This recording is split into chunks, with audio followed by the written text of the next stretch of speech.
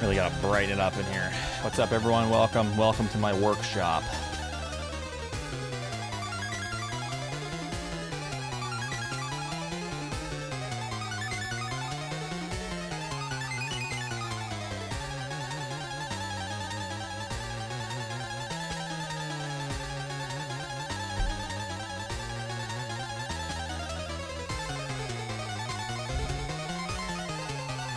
My house of horrors.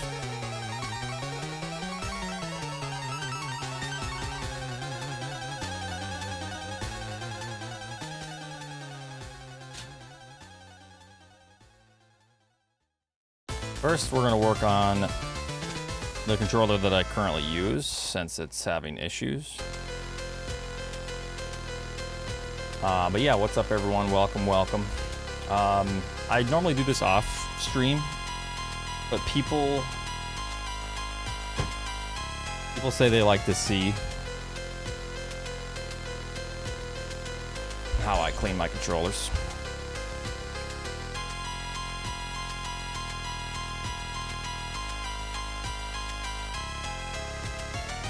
Some of them.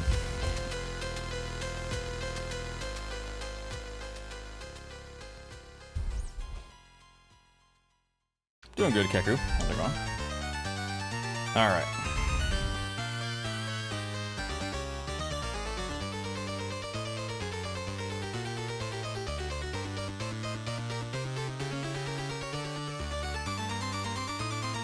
First, a good toolkit.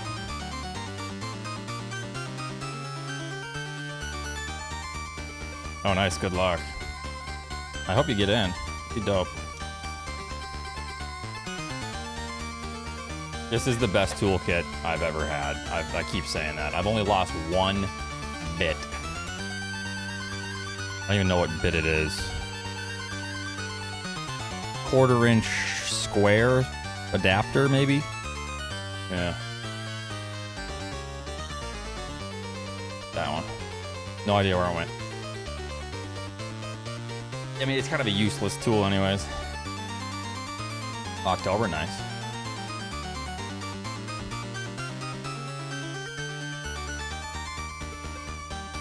Okay, so we're gonna work on the controller that I currently use. I can maybe try to zoom in as well. The camera perspective is just kind of odd. I can't really put it in a good spot, but...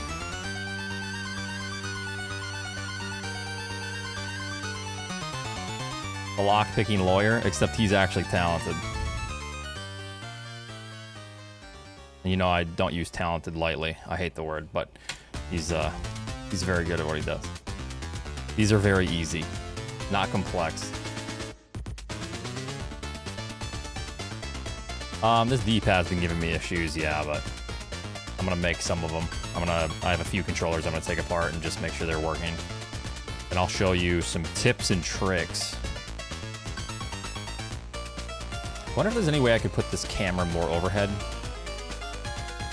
for everyone. I don't know.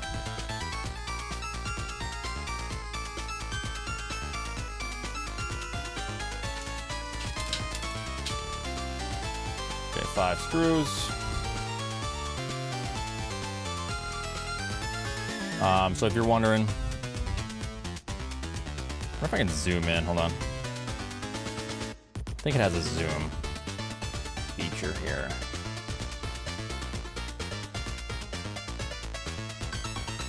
Oh yeah.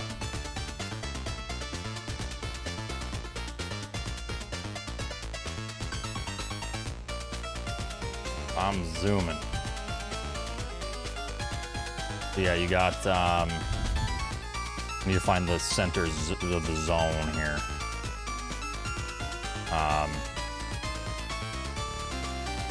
I should flip this, shouldn't I? Or no, that's right. Well, how am I gonna be working on it mainly? No, that's right. Just backwards. Yeah, I hate how far I have to.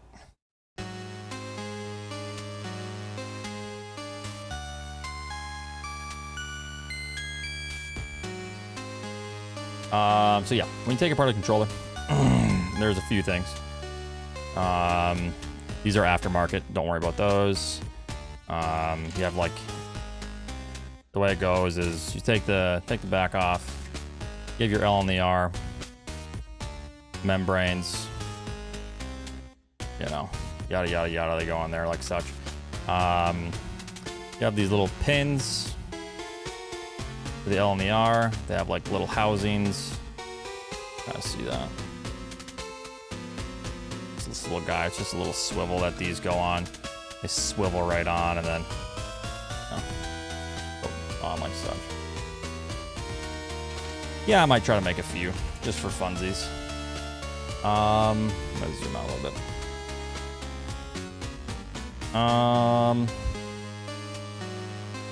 You flip the camera view? Yeah, but if I flip it, this is accurate because if I'm holding, because this is what I see.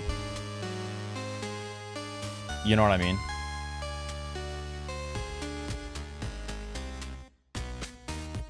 I don't know if it necessarily matters, but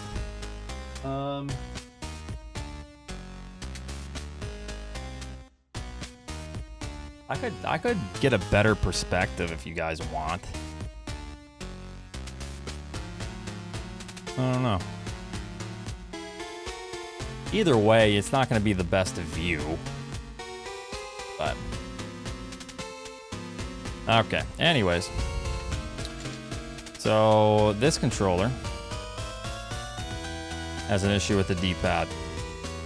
So whenever I try to fix the D-pad, it never works.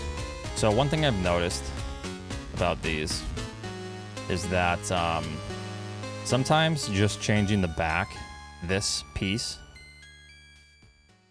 affects the feel of the controller, where like all of a sudden it feels good. And that's, I don't know why, it's very weird. So I could try to just replace this. Also, it could be maybe an issue with how this is all being pressed on the PCB, but it looks fine. There's really nothing wrong. Yeah, I do, yeah.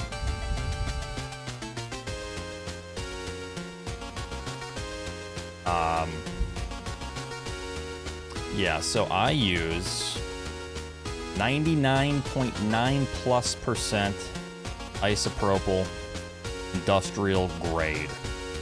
The reason I use this is not very good for the membranes. I clean the membranes with it.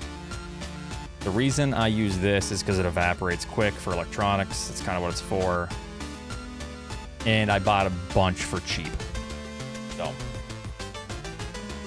So I'll just pour a little bit in here. That's too much. Oh God. That was an alcoholic pour. Put that there.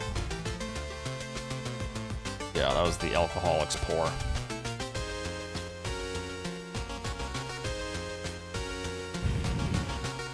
Like I said, good thing it evaporates quick. So I'm trying to think of how I want to go about this. So I have a shit ton of parts. I bought this DeWalt tool thing, and I just put all of my shit in here. So there's little cubbies.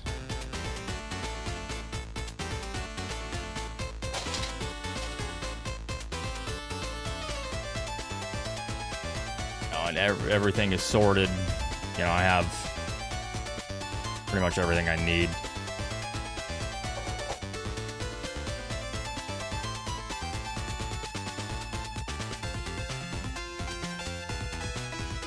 So I guess I've already changed the D-pad numerous times. So I'm gonna try to change the backing. This feels fine, I don't know. The one thing with these, when you take the membranes off, they can break.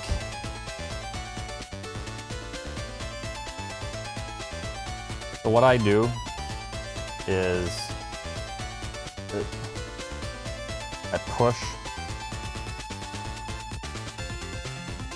to make sure they're not broken, because like the rubber will just be broken around, like these little, you know, that's what goes first. These rip.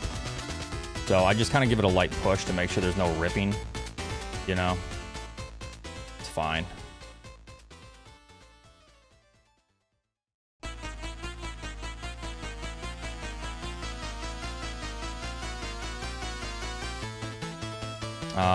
And since this is like high grade rubbing alcohol, I try not to like use too much on this.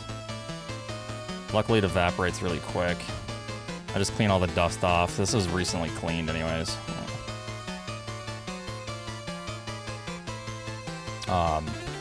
And then if you have air duster, you can spray a little bit if you want. Doesn't really matter. You can just use water on these? Yeah, you can use water. I just use that because it, you know, just the cleaner that I have, I suppose, but. So someone's actually working on 3D printing parts, and they've been doing it for over a year now. It's hard. Like, it's been taking this individual, who seems good at it, a long time to, like, try to come up with, I think, everything, I thought. Yeah. Pads. Yep, pads. Yeah. Because it's a lot more complicated than you think. There's tolerances. It has to be, like, so precise, like how you pour the mold, the silicone or whatever. It's just very complicated, way more complicated than you'd think. Like,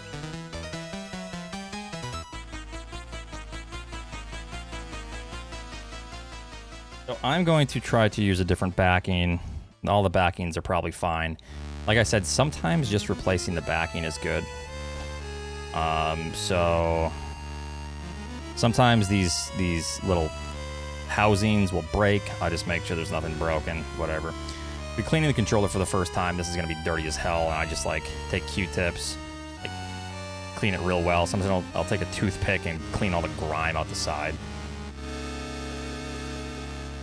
But this looks fine. It's clean, fairly clean.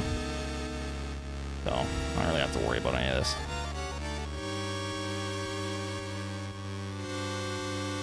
I just like to sometimes get in here because there can be dust chilling.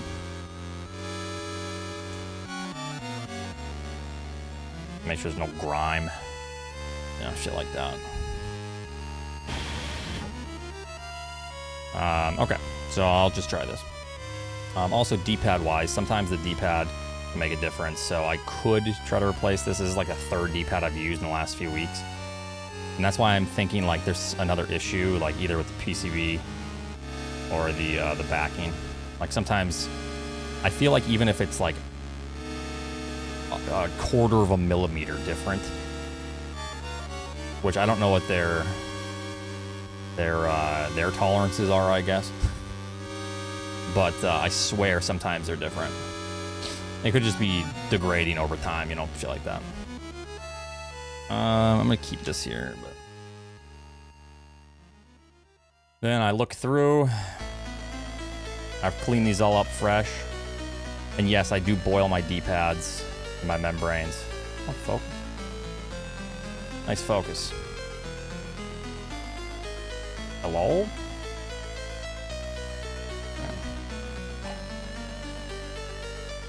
So you can kind of tell what's like brand new, what's not brand new, what's worn because of the sheen, the shine. Like a brand new D-pad that you get like from a brand new controller, here's a good difference.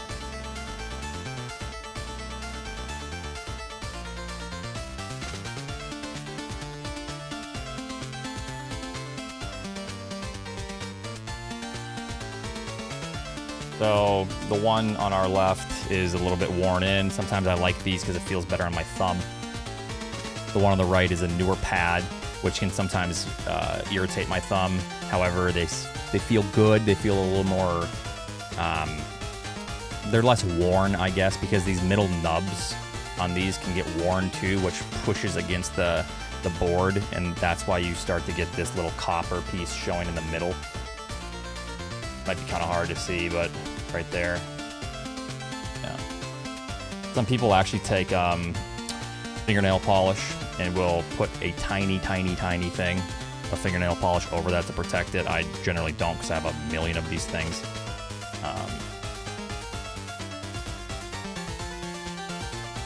I'll take a few with me. All right, I'm gonna try this one, the shiny one. I think. Hold on. And sometimes you can even see a difference. I feel like I actually notice a difference here.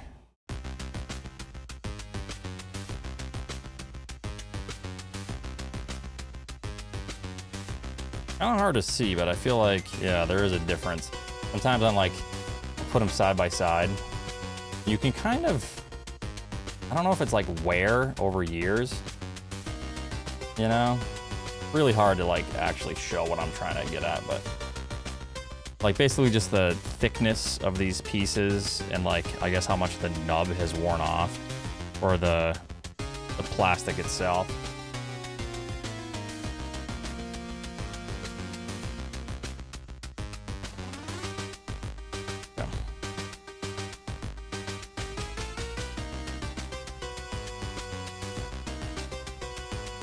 Yep, I'm a gamer. So I'm just gonna clean this one up. I like to clean inside. Sometimes if it's like grimy, I take a toothpick. I'll scrape out the grime and like the corners, but these have already been cleaned with hot soap and water. I soaked them for hours when I first got the controllers. So they're all relatively clean. Just get a little dusty. So one thing, and this just might be me. When I put these in, I have this little thing that I do where you see on the bottom of these. Oh, I can't see what the hell I'm looking at. You see that little nub? Good. Come on. It's facing to the right. Come on. God, I hate the focus on this piece of shit. Focus. You see that little nub over here?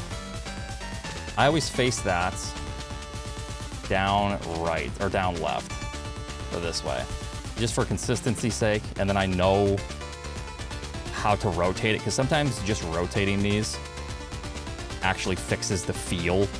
Like if you have like an issue with maybe up or down, you can literally just rotate it. Then I use that, which is on all these controllers, because that's the mold point. And that's where they break it off from the mold. Then you can just rotate it and then it'll be top right, you know? And then you know that you were having an issue with something, so you rotated it. So that's how I like try to remember where everything is. All right, gonna clean this. It's getting a little dusty.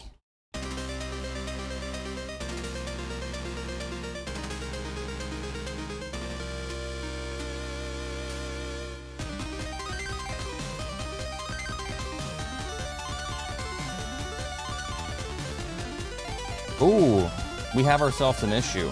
So let me see this. This is important.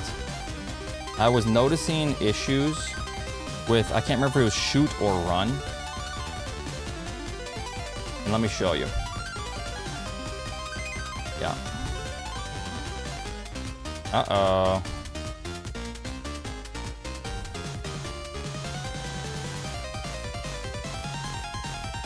Come on, focus.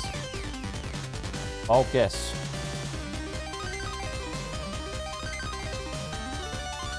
See that?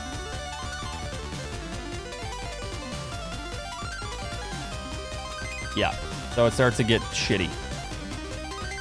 So I'm gonna replace this. I was having issues. I can't remember if it was shoot or run, but that makes sense because it's either for me X or B, which is shoot or run.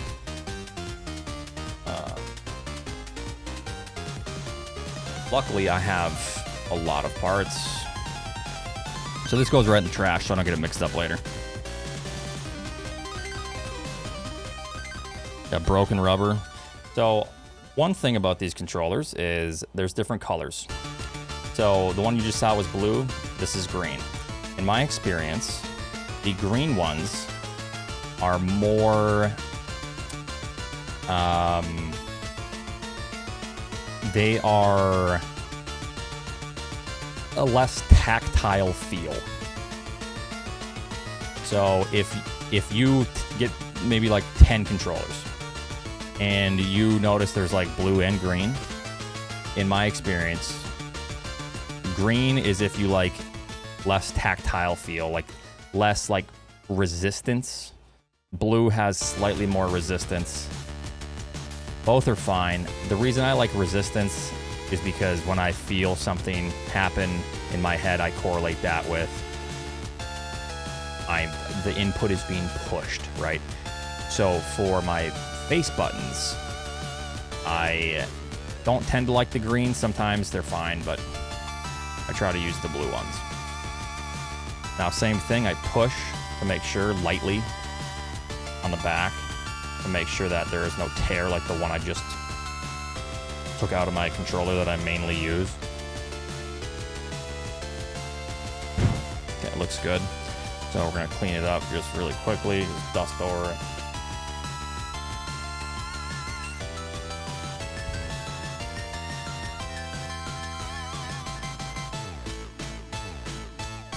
Well, tactile is better for some people. However, there was a point when I was doing SM to where I didn't like tactile D-pads. Now I like a little bit more. However, I wanted it to be mush back in the day. For some reason, I liked it better.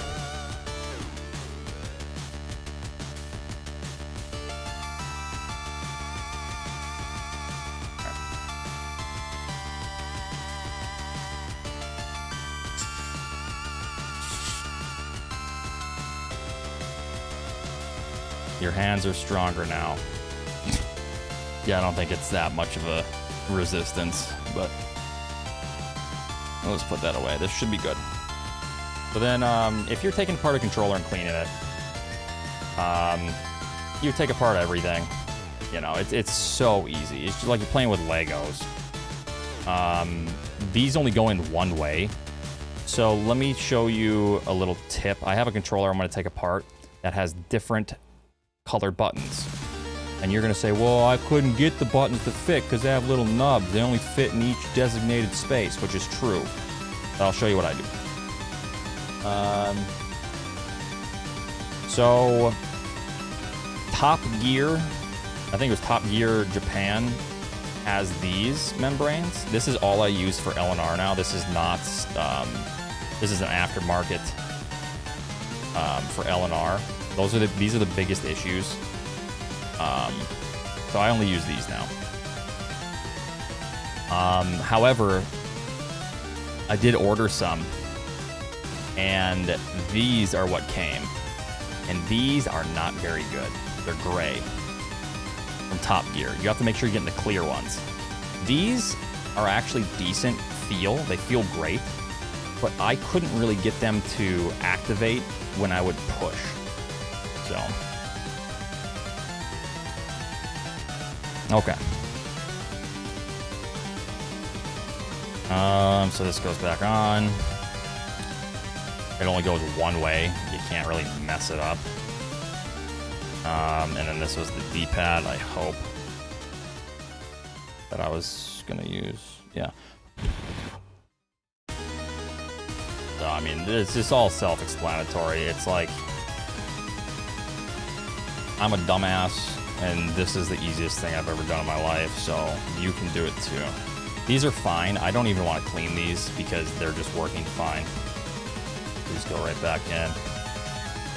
Put the little posts, pins back in where they belong.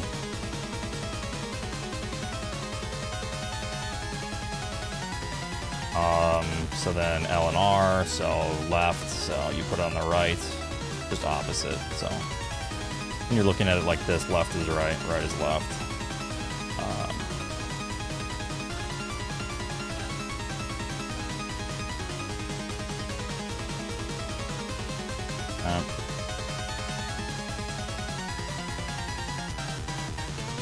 Now I'm going to go over the PCB real quick, and I'm going to show you guys a little trick that I do.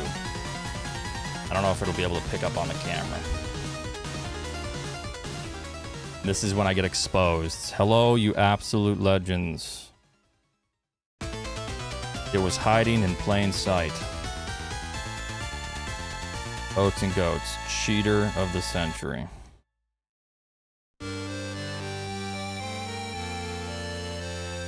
Yeah, I saw that 1641. Yeah, that was great.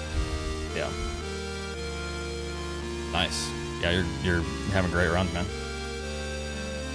Okay, so let me show you what my L and the R look like. Well, let me explain how these work. So you see, focus. So you see the lines in the middle, and then you see the black or whatever. God, the focus just sucks so much on these cameras.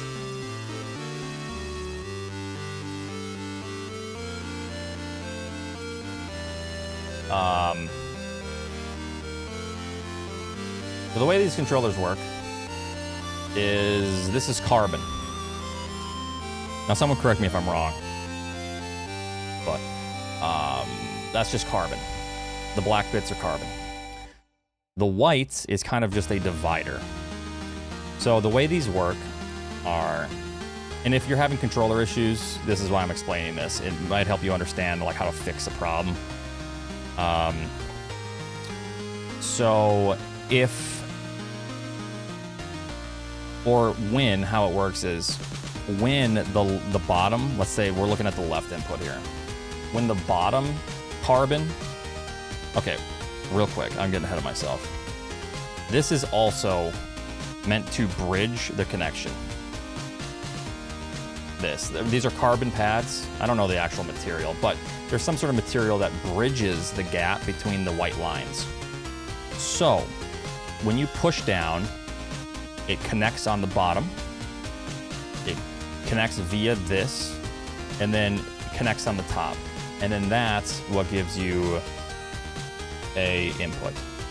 That is what gives the, you know, the signal. Yes. So if you're having an issue, you can like look and see like if these are like scraped up. It bridges an electrical circuit. Yes, that's all it is. Basic shit. And so my biggest issue with these controllers are the L and the R. The L and the R will just never work for me. These Top Gear Japan, the clear ones, have helped a lot. But one thing I do is I bought myself a carbon conductive pen. This is just liquid carbon that dries extremely quickly. So I actually, if you look at this, see that big glob? There's two globs of carbon. Sorry for the focus, it's shit. But, here, I'll get it better.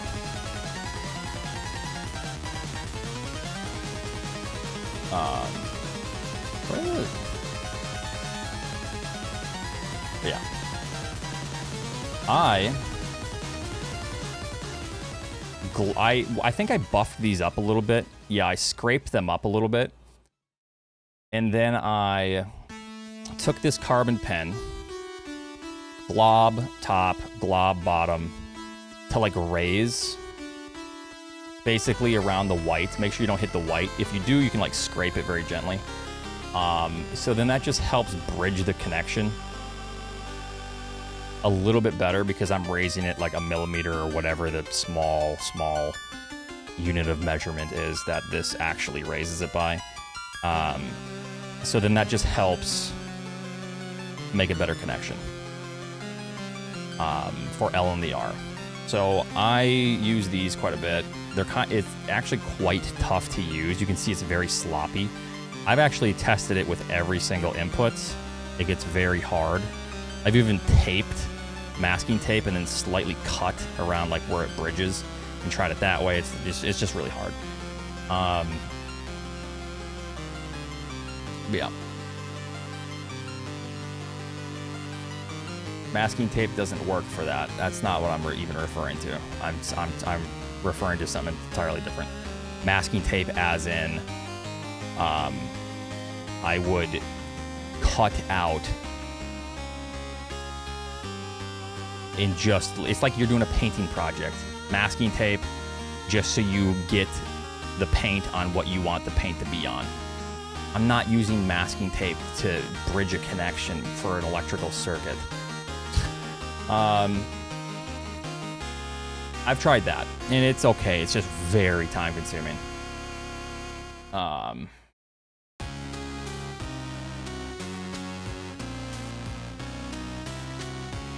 So anyways, that's how it works. This is what I do with these. It helps a bit. So now I'm gonna put this together. I'm gonna hope, like I said before, the different backing sometimes helps. I'm gonna try different backing because I've been having an issue with this controller, which is my main controller. Then we're gonna test her out. So this goes right back in. And then I'll show you guys another tip and trick on the next controller. And I got them. I've taken apart hundreds of these bad boys. I've taken apart these controllers hundreds of times. Hundreds. It's obnoxious. So that goes in like so. After so many years of sitting in a controller, the wire guides for you. Make sure that when you put these screws in or take them out, that you have an exact size bit. They're very soft, and you will strip them. And if you strip one, you get very annoyed. And if you're like me, you just end up prying it apart with your hands because you're so pissed off.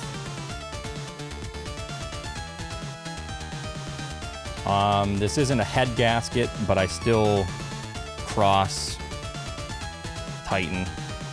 Not like we're putting together an engine, but you know.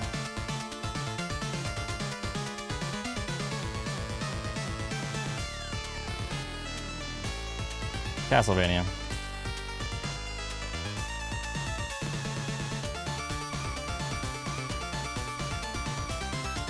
Yeah, the correct size. Because they have a smaller one, but like the thing I love about this is they have a tiny bit that fits this big screwdriver. So then it's just way easier to hold. It's easier on your hands. Because after you take apart these controllers, like 10 of them, your hands just get tired and you're just like, ugh. All right, so let's test her out.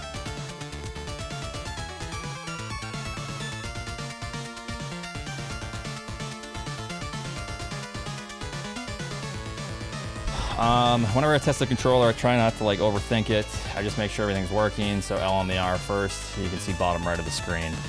I'm putting light pressure. It's working. It's clicking. I don't try to think.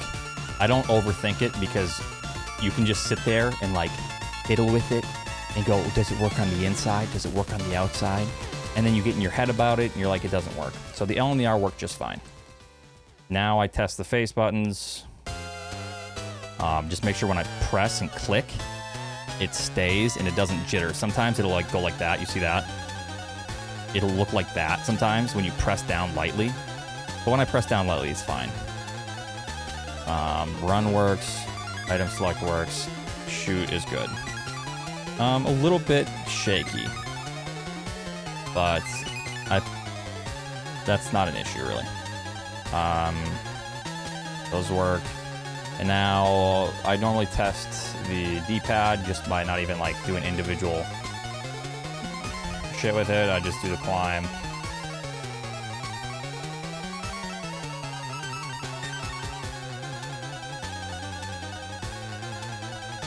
Feels good.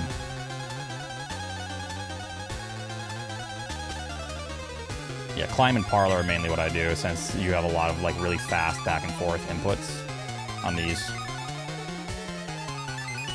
And if I'm playing shitty, I try not to think about that being an issue. Like, right now I'm playing kind of lazy.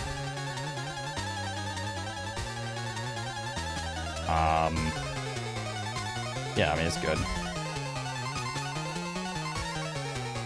Another way I like to test the D-pad is little short hop mock balls. So, like, as short as I can get them.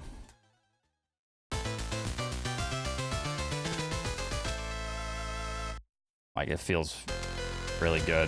You can't really have a mock ball that's smaller than that. So that's pretty good.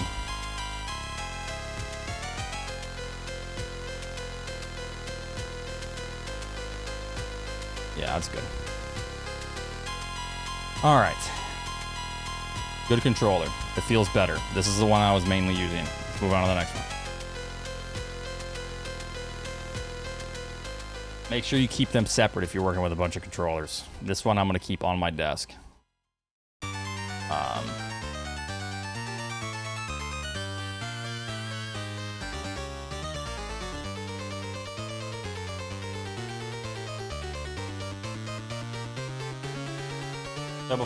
So I'm going to work on this one. It's got a longer cable. It's got a longer cable because there's a difference between the Famicom versions and the North American controllers. Those being the ones with not the Skittle buttons, but the not the Skittle buttons, but the purple buttons. Even though that's green and blue, but the purple buttons.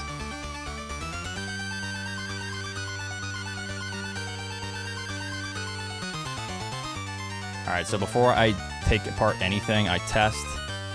The R button really doesn't feel good. The L button sucks. We're jittering, just flickering.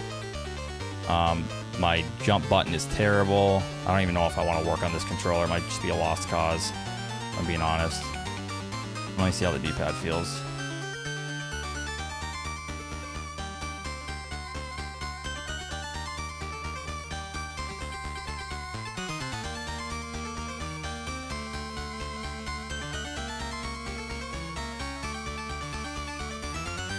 It's so bad. Oh my god.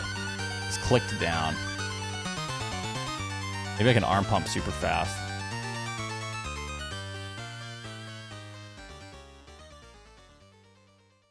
Yep, you just take the board. But yeah, no, this controller sucks, and this controller is infinitely better than MGA's controller that he plays on. That was the worst thing I've ever touched in my life. I'm beginning to think I don't even want to work on this one. Let me try a different one.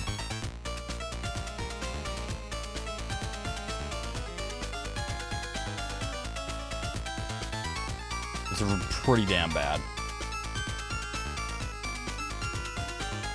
This one also has a long cable. We'll try this.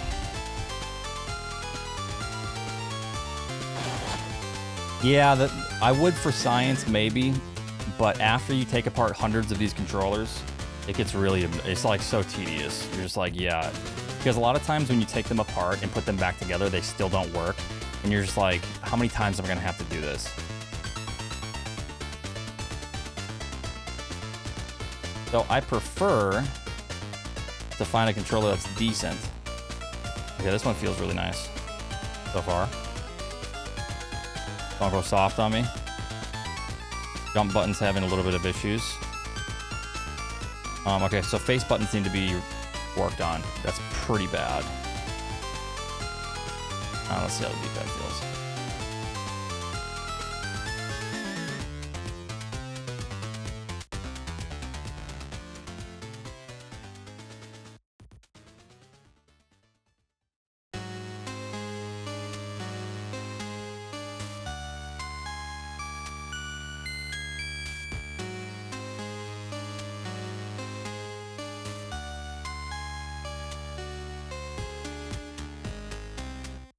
Feels pretty fine.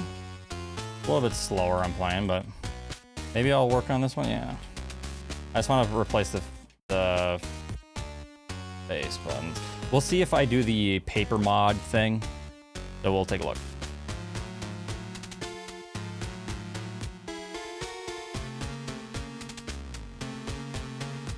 All right, so here's another controller. This also has a long cable. So let's see what she looks like. It's a little dusty.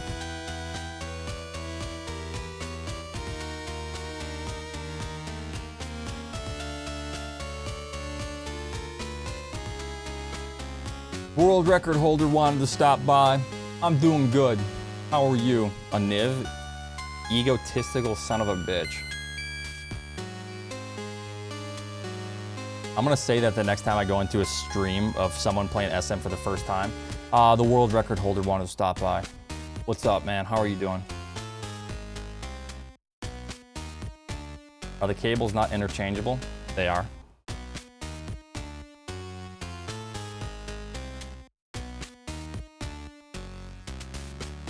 Every time you visit Eddie's stream? Oh boy.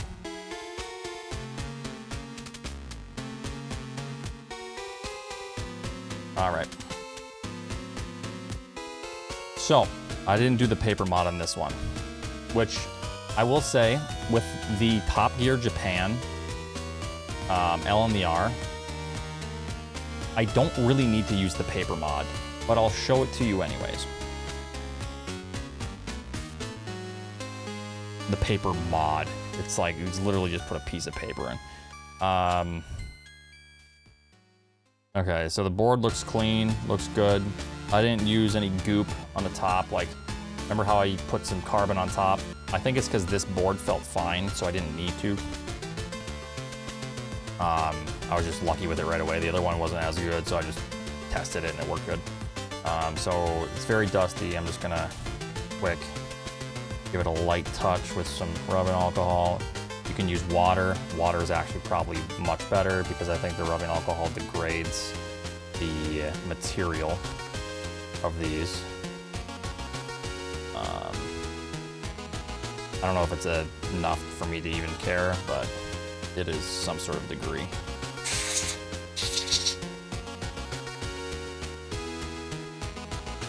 Okay, D-pad felt good too. The D-pad's a newer one, I think.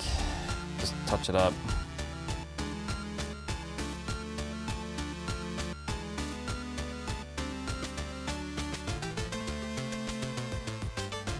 How does market for SNES controllers and part looks these days? It's not bad. So I bought 100 of these controllers, Super Famicom controllers, and it was basically like you buy it and it comes as is.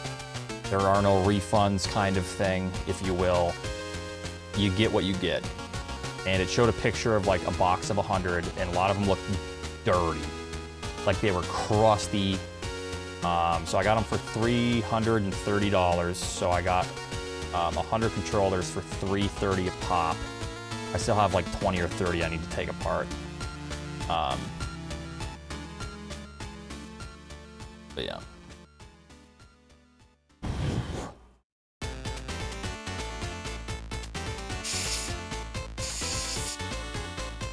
Yeah, there was some crust. It was disgusting. I thought we were gonna get like roaches or some shit.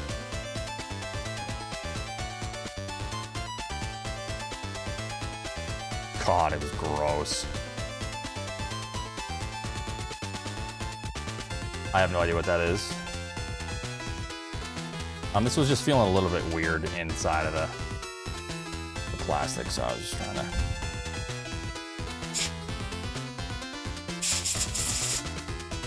clean it off a little bit.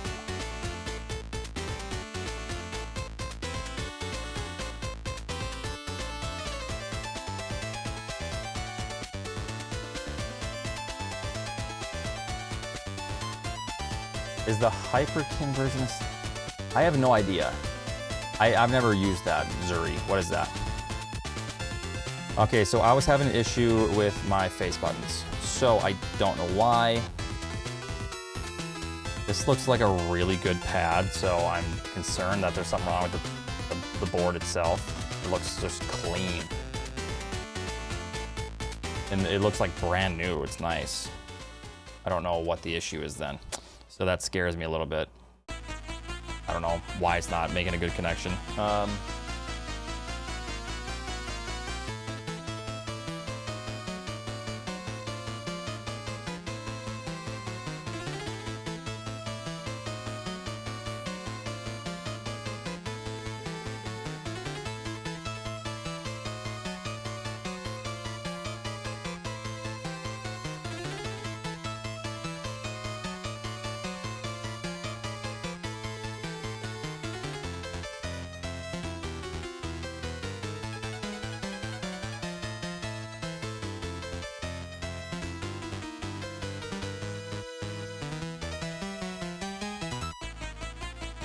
I have a couple of them here I'll try.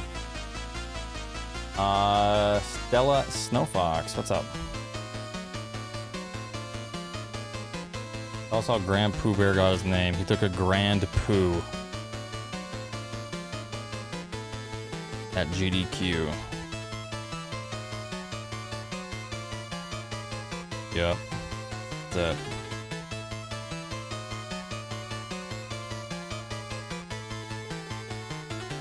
Your brain's gonna be even more worn out. Come in here.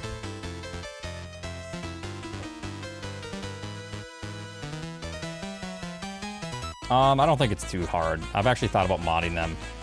Eddie and I have talked a lot back and forth about, and I think he actually did it. I never bothered with it, but mechanical switches. Yeah, I was like gonna order them and everything, and I just never got around to actually placing the order for mechanical switches. Okay, we're just gonna try and hope for the best. I could try a different backing too, but...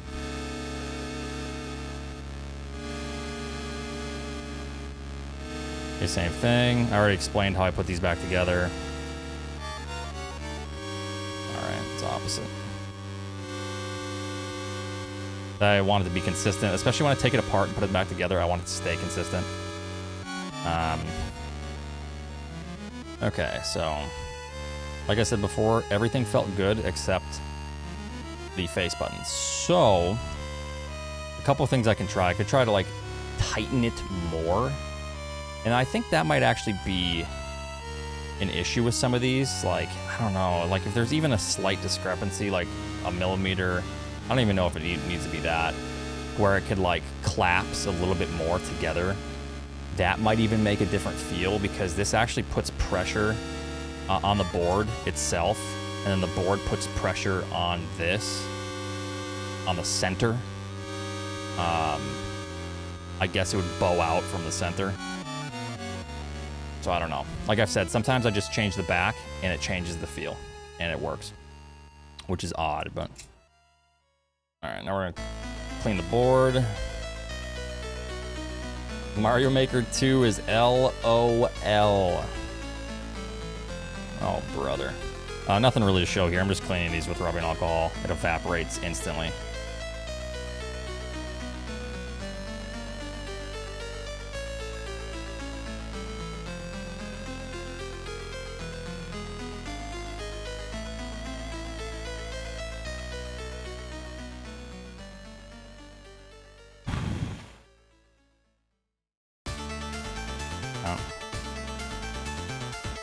Easy peasy. I guess I could explain the paper mod before I do anything.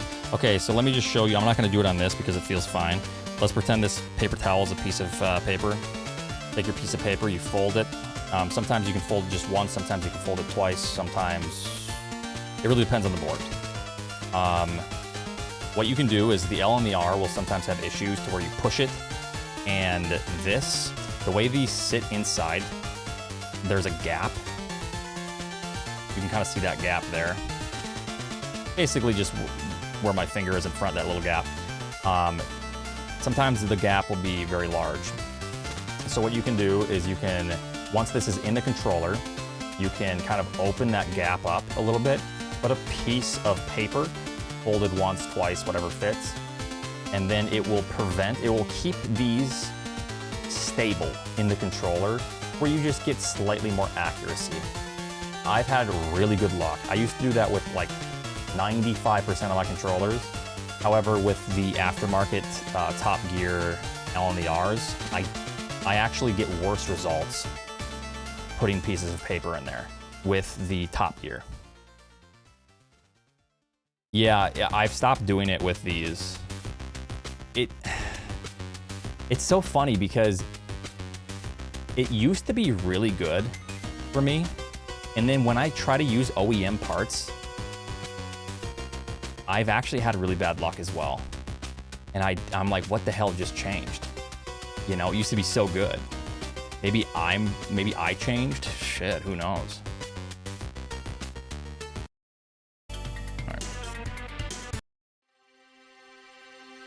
All right. Okay. Okay, so good to go. Yeah, maybe it was me who changed. No, I just need to open it up. Oh, that looks weird.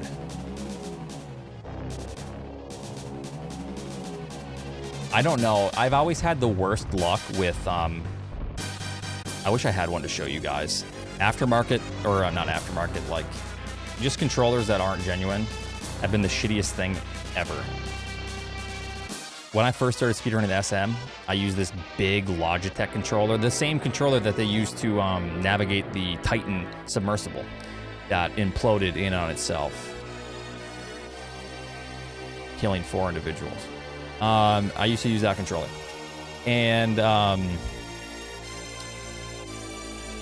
yeah, so I decided to try to get a USB controller, and I couldn't use it for more than 30 seconds before I threw that shit in the trash.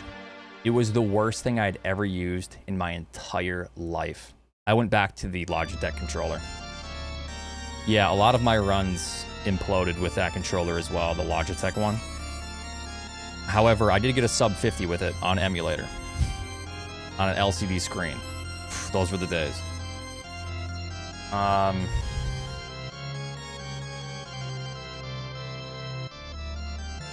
A sub 50 back in 2013. Maybe it was 14. I'm pretty sure it was around there. I can't remember if I switched to console then, but it was right around sub 50 with that Logitech controller on an LCD screen, on emulator, back in 2013.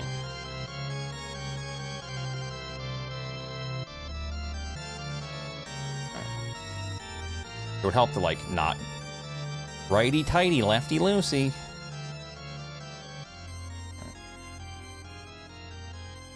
Good old days when there was no new route, yeah.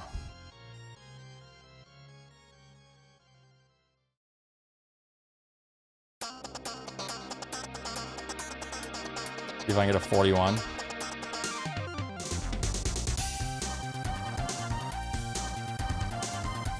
Okay, so we're gonna see if this works. The main issue with this controller was the face buttons. Face buttons were weird. So I'm gonna give it a good Titan. That's not another implosion joke. Titan. Tightening. What's up, Night Curse?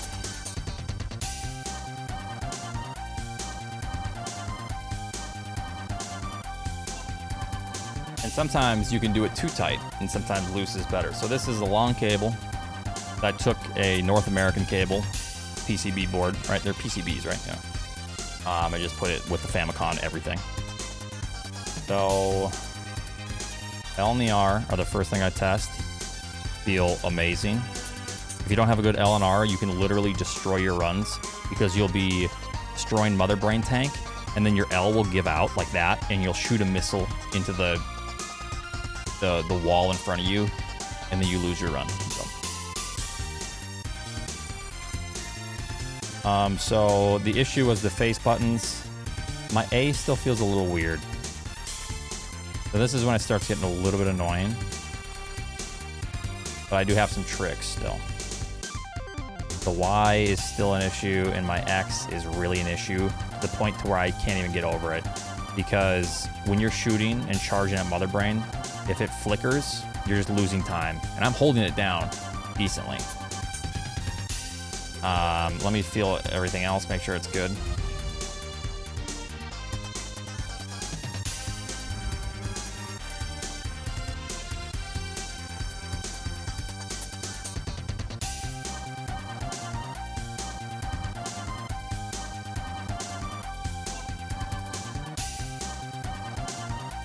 It feels good. Let me practice.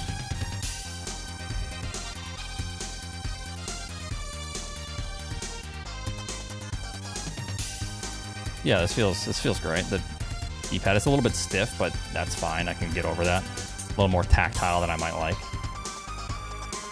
All right, so we're gonna do one more thing.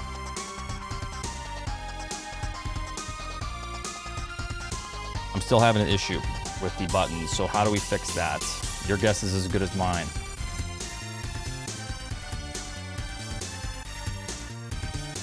I think they're silicone. Most of these are OEM parts. How does Oats presses the button so fast? The same way I press your mama's buttons. Real fast.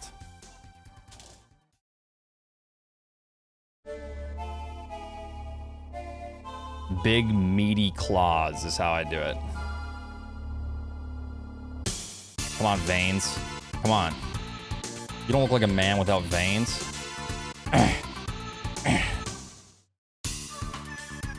They were veiny earlier, sorry. My blood pressure is normal right now.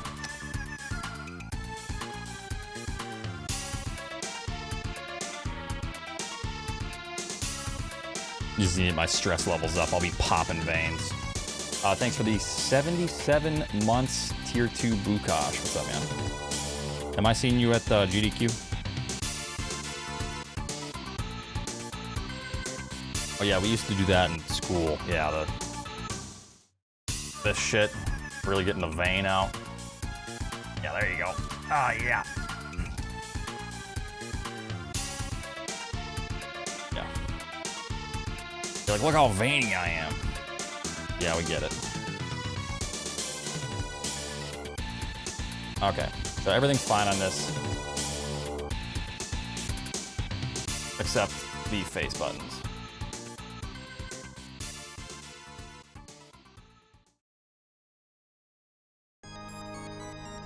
I do get complimented on my veins, yes.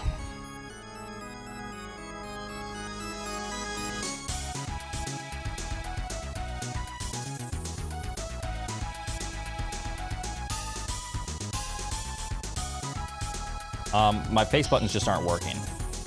And this is the second membrane that I tried using. So I'm concerned that there is something going on. Like there's an incompatibility between these two things. I'm gonna try a different shell. I'm gonna try this shell that was on my other controller. Which are actually, this one's like smoked up. This was in a smoker's house. You can't really see it on stream very well. But this one, oh, you can see, yeah. This is the smoker one. We're gonna try this. Sometimes just changing the back changes the responsiveness. I'm telling you, it has to do with probably the way that the shells just connect when they were made, molded, the deterioration maybe. Yeah.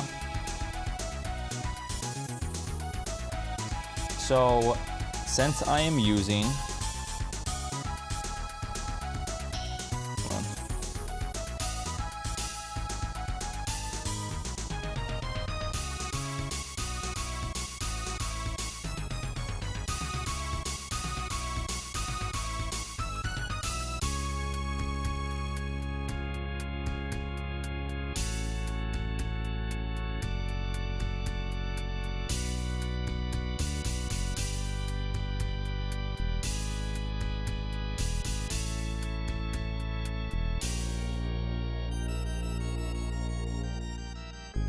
where the hell did it go?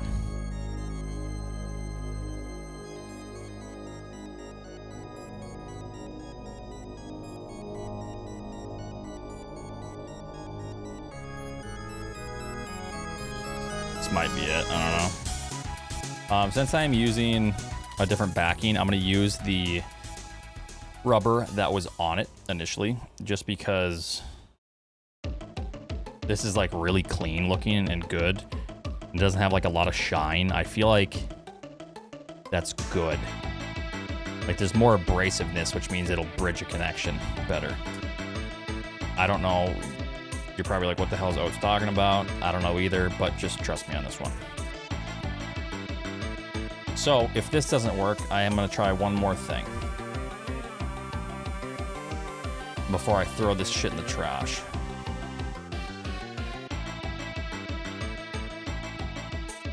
Yeah, we already made one good working controller. I like the feel of, it's the one that we mainly played on anyways.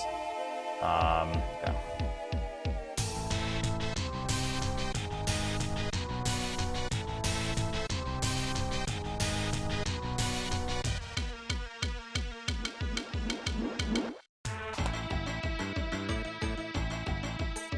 This does fit differently. It's already like clicking. We'll just assume that's a good thing. Just sell it? No, I'd rather throw it away. It doesn't belong. It doesn't deserve a new owner. It deserves to be in the trash.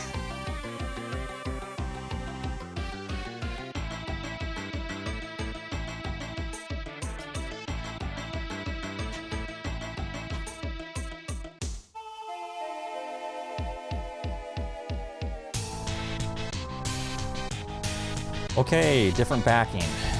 Same exact parts, except the face buttons. Different back to the controller to see if it collapses better. If this doesn't work, I have one more thing that I've done in the past.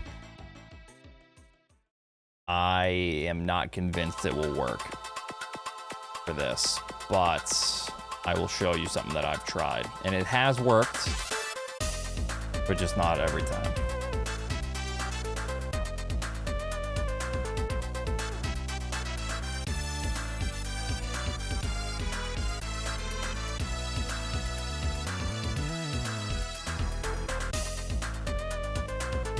This is just enthusiast screeching BS. You don't need to do any of it. He just really wants to. No. Good luck. Good fucking luck playing this game without like actually doing what I'm doing and cleaning controllers. Once you actually start diving into these controllers, you realize that, wow, they are 30 years old.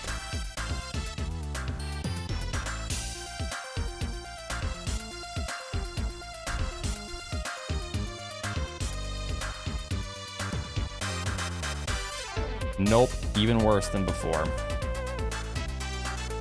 Significantly worse. Oh man, this has got to be the board. The board itself has to have an issue. Also my L feels differently too. I'm taking the L right now. They both work though, not as clicky.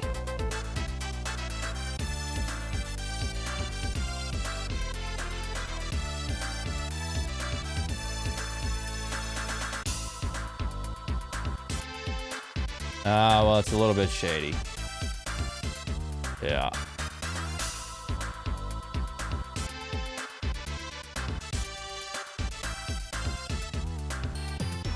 So we're gonna try a different PCB. Same exact parts, different board. If that doesn't work, we can try something else.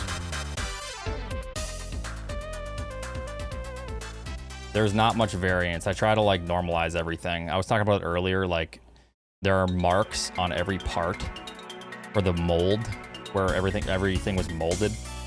I actually try to orient that the same. So then I know like if I rotate that, then I know like, oh, I rotated that for a reason.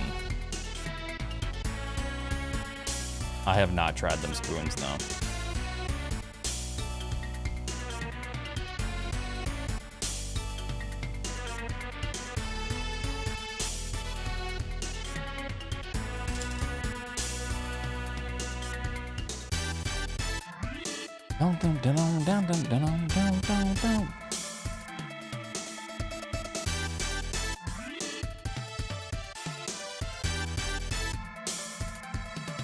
Okay, we're gonna not use this. And it could just simply be because this is actually made for a North American controller for the casing. I'm using Famicom parts for a North American controller that was made for parts that are essentially the same. Yeah, but I've done this before to give myself a longer cable. And it's worked just fine. I'm just making an assumption.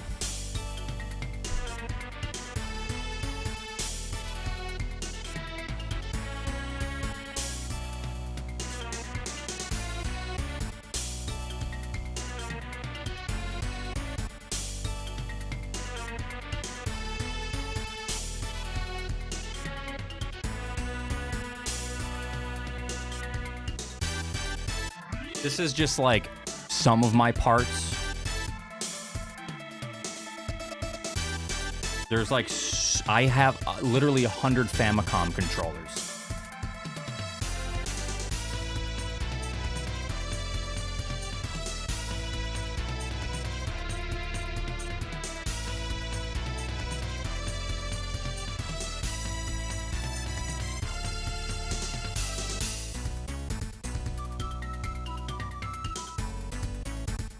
Here's just another bag of controllers that I haven't taken apart yet. Oh, these are the smoke controllers. Yo, I have yet to take these apart, some of these. Smoking. Ooh. Yo, Oats, how do I speedrun this game, man? Yeah, they're all like that. They're literally...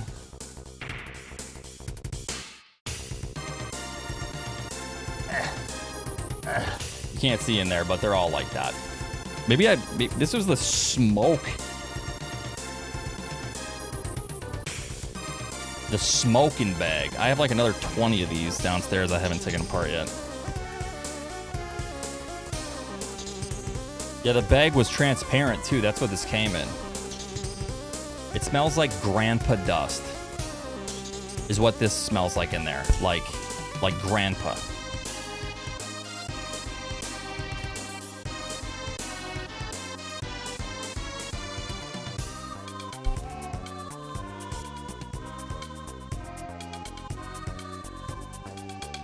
Okay, so a couple new boards. Let me show you since this one actually has it. So one thing I do, and it has worked for me, you can try it yourself. So the way that these boards or these work is it pushes that and the other one. They push against the back. You can actually see it. There's marks, and it applies pressure. So when I've had an issue with my face buttons,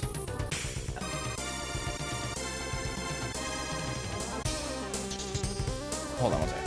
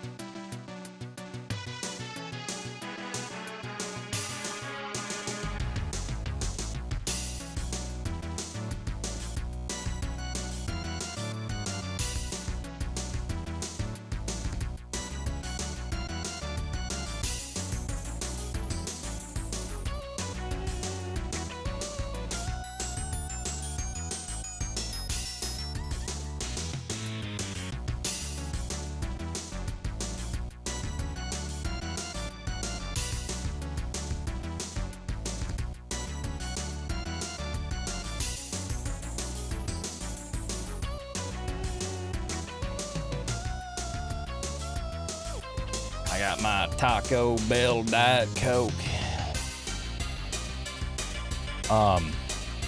So one thing I would do is, since this applies pressure, I mean, I have soldered some stuff, but yeah.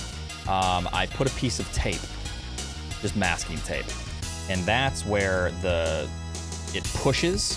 So then this creates more pressure, since it's just this tiny thin strip of tape. Just adds that little bit extra push against the back of the board. I've had luck with it sometimes. American cheese belongs inside of a grilled cheese sandwich. Okay. That's a hill that I'll die on.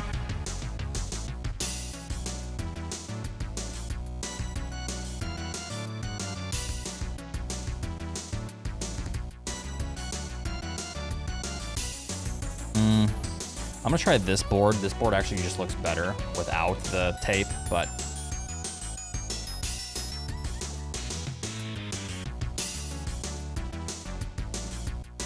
all right. So we're trying a different board. We're troubleshooting some issues on a controller. Oh, that's a lot of rubbing alcohol. My God. Oh, it'll evaporate. Nice thing about rubbing alcohol is you could literally just dunk the whole board in it. It's fine. It just evaporates. That's what it's made for. It's made for fine electronic parts. 99.9+% rubbing alcohol.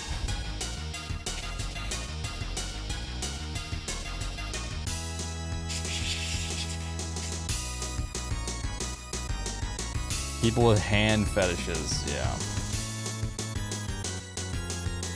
Where do you get the peer stuff? Uncut. Amazon.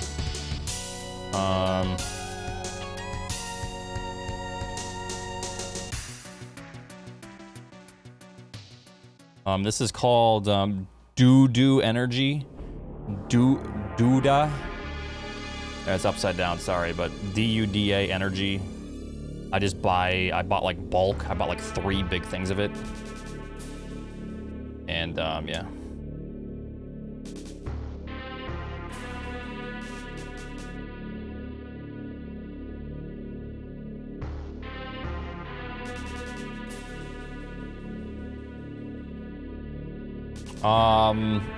Just contacts not making, the membrane's not making good contact between the carbon, mainly on my face buttons. So I'm just basically kind of showing the chat how to do this as well for themselves, since I've probably taken apart these controllers like 400 or 500 times and tried so many different things to make them work. Sometimes they just don't work. They're just old parts, you know?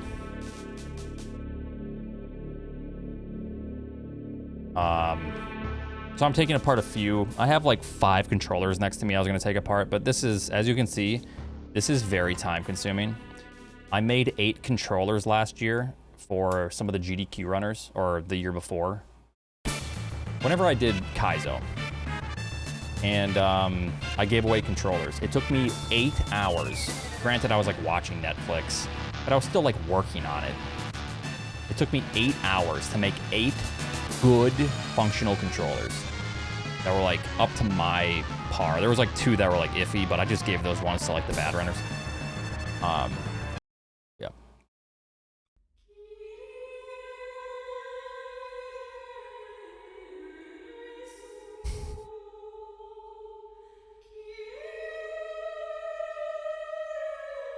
Yeah, Emmett comes in. Yo, I love the controller, Oats. Thank you, man. Works perfect. Yeah, he got one.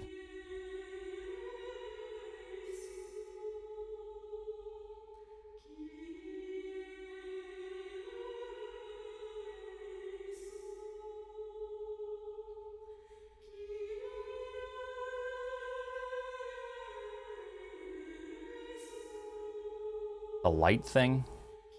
What do I mean light thing?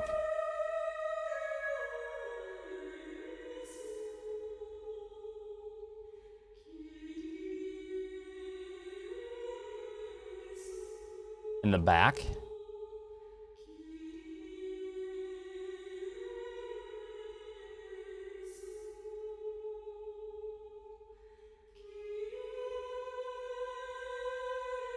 Oh, so when we were renovating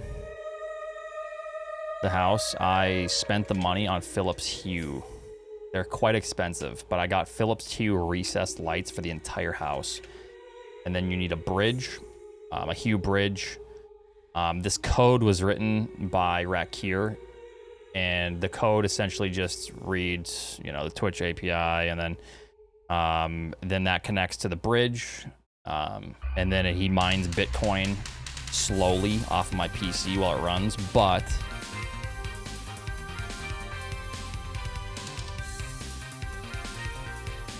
just enough to where I won't know. Yeah. Okay, test number 3. L and the R are good. B button feels good. A button feels better. Y feels good. X is still jittering, but this isn't that bad. I can certainly deal with that. That's actually not that bad at all.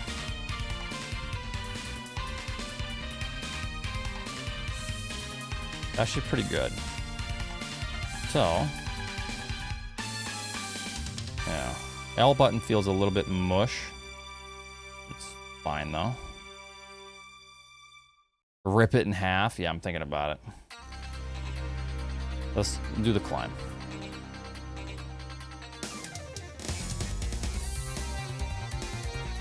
Oh, it sucks. I messed up. It sucks.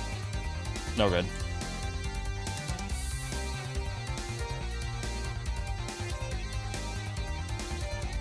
I'm having a slight issue when I click on the X. It's actually not activating. So I'll like, there'll be that tactile response.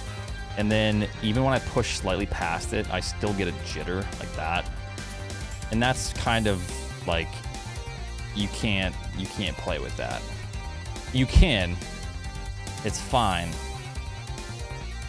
But I'm not willing to adjust before GDQ, you know what I mean? Like this is something I could adjust to because I actually play with my pointer finger like this. So the climb will look like this.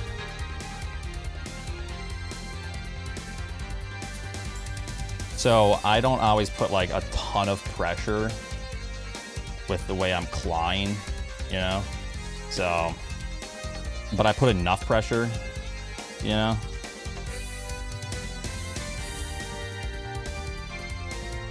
But yeah. You play with a semi-claw. Well, when I item select, I do this too. I do this for item selecting. I'll shoot. When I'm holding run, I'll claw my jump. Like short hop mock balls, I do, you know, that. I actually claw, and then I repress with this for like short hop mock balls. So it's like a flick, and then repress. So I literally claw everything. I'll even claw over here, like this. And then, yeah, I'll just like, my pointer finger just navigates. So that way, when I'm doing this, I can actually like jump at the same time of pressing this, my item select. And sometimes you can even like hold down, like item select, press, you know, shit like that. Every room has a different. I'm so used to it. I've played like this for 15,000 hours. Just about. This controller feels fine.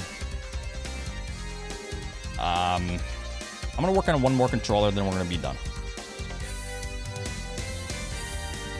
A slight shoot button issue, but not bad. It's good.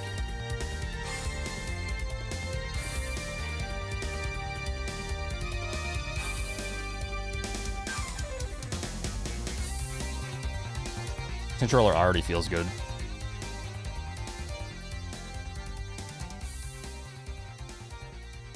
Let's see if it actually feels good though.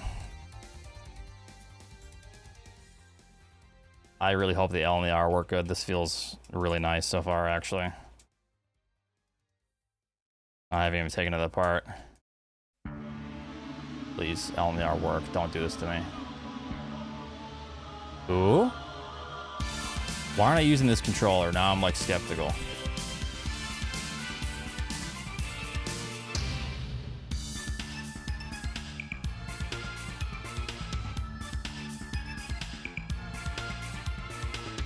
Then I'm gonna find an issue with it. Maybe that was it. That's sometimes an issue.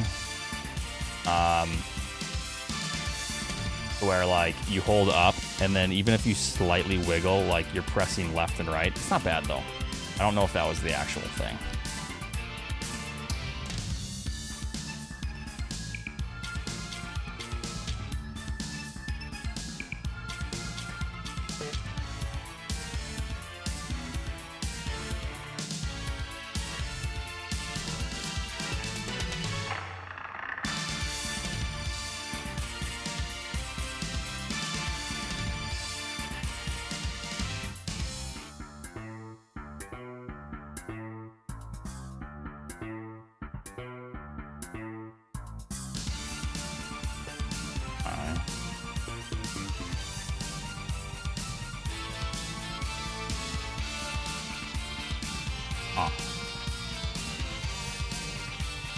It might just be an issue with the up.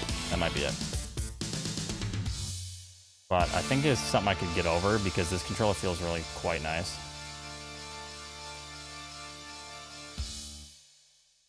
I do, yes, Lycentrical, yep.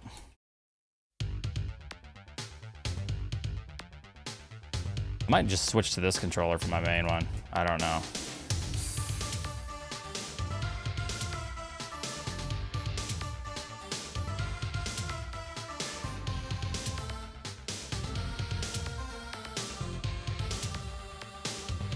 Literally no need to take it apart. However,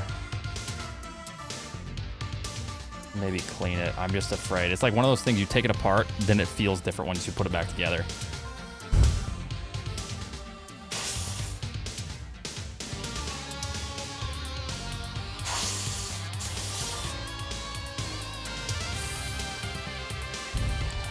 Might be fine.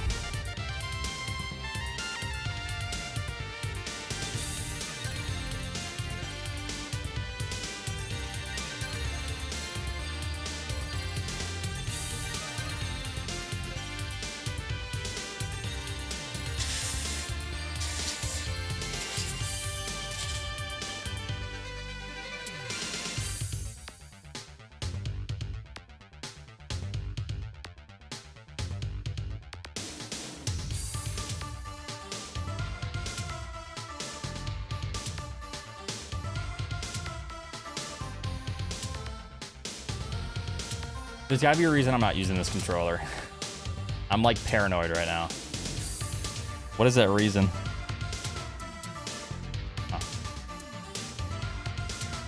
I think it's that. You see that?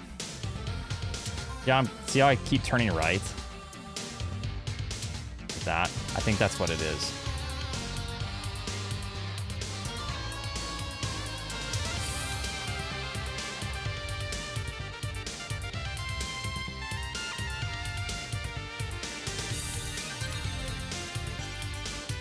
And I know the screen is small, I'm sorry.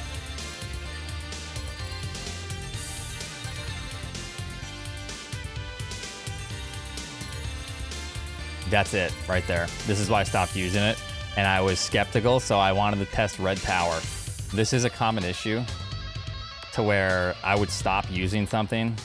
I would go up here and I would turn and I would fall off when I'm just holding up because it's like so delicate. Like one of the inputs. And I had to confirm. I'm pretty sure that's what it is. You know what? I'm gonna take this controller apart. I'm cleaning the D-pad. And then we're gonna do some runs. All right, one more to go, fellas. This controller feels really nice. So I want it to work. Like one of those, this could be the one that I use until it stops working. I can fix her, yes.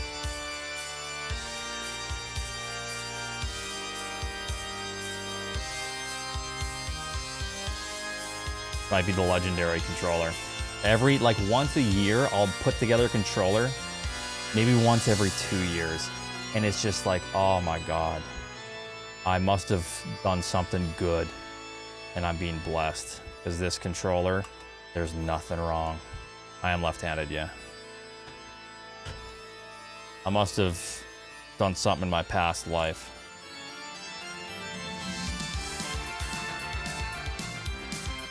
Let me make sure there's no secret mods in here. Oh, secret mod, paper mod. Cheater! Hello, you legends. Yep. All right.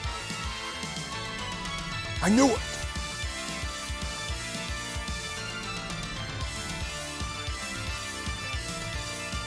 Okay, so this is the difficult part because I actually don't know if it's the board, if it's this, if it's my D-pad.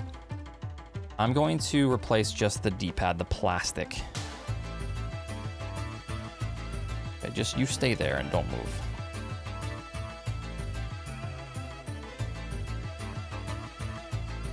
Where do you guys put my Q-tips?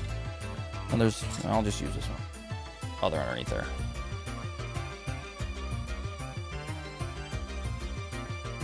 Is that legal? Question mark. Oh my God.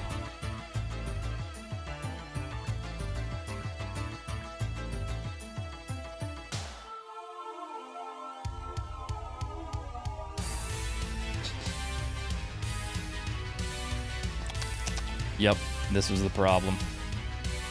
Found it. I am left-handed, yes.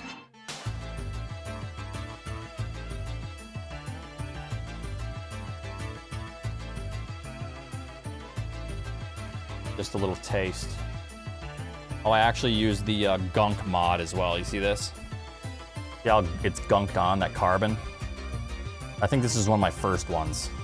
If you guys are coming in here and you're wondering what the hell that is, it's all this is the way these work is you just bridge a connection, electrical connection between, like, you see the white line, it just bridges carbon to carbon.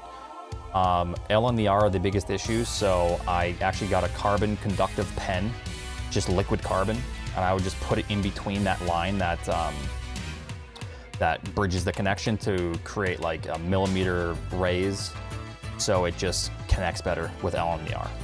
That's it. And this is what I use for this. Carbon conductive pen. Yeah.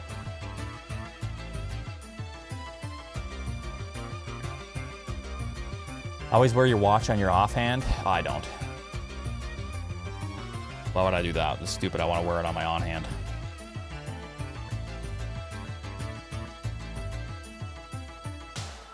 Okay.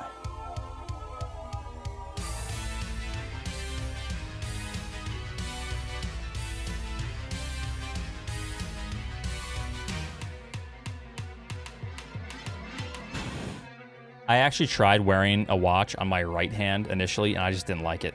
So yeah. Yeah, I'm gonna take probably all of these that I'm working on. And I might make some of the other runners some controllers. I did that last time I went to GDQ. Handed out 8 controllers. Cutie said it was the best controller that he's ever played with. And I think he says he still plays with it. So, just saying. And I'm racing Cutie. Yeah.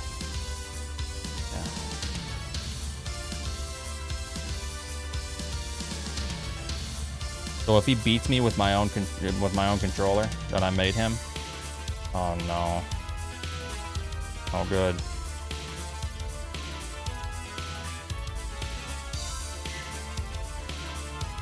Oh, you know what? I'm actually gonna replace this.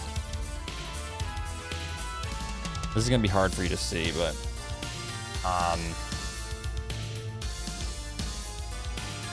anyways, the point is, when you push up against these, you can actually see the amount of wear. It's white. It becomes white around the edge when you push, and that essentially is stress. That is little tiny tears. So I am just gonna throw this D-pad away because this, I think, it was the main issue to begin with. Where do you buy old SNES controllers? eBay, generally.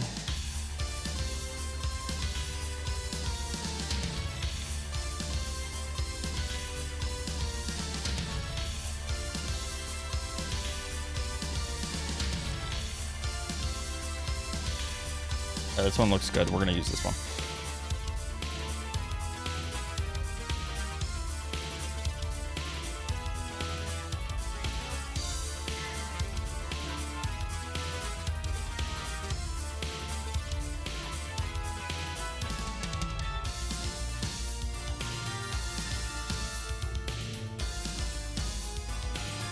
No, so the way it works is,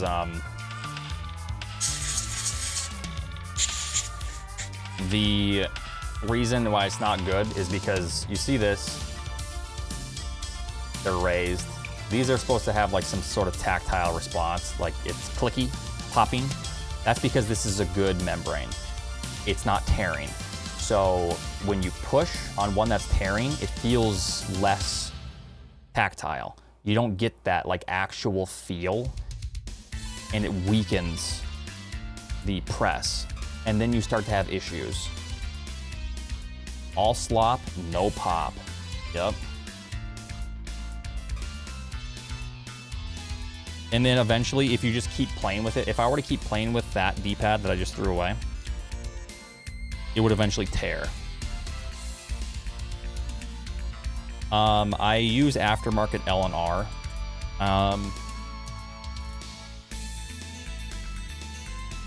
But these are decent. These are incredibly tactile, and these work all of the time. The only issue is, for me, they're way too tactile. These are Top Gear Japan. These are probably the better aftermarket that I've ever used. It's just very clicky, and they're very raised compared to the OEMs. So when you press something, you're pressing it, like it's raised. I've actually tried taking sandpaper and like lightly rubbing the top of these just to like try to take some off, because I love the feel of these. But these are just too raised for me and stiff. This is also very raised, but when you press left, you best believe that it's gonna work. Like when you feel it press, it's working. But it's just a little too much for me. Why not raise the shell a little then? Raise the shell? Well, then you're not gonna, I mean, this won't work as well then. You're gonna have wiggle room with the PCB if you raise the shell. Yeah, you're not really gonna be able, you'd have to modify numerous things if you're gonna like put like spacers or like washers on these posts, you know.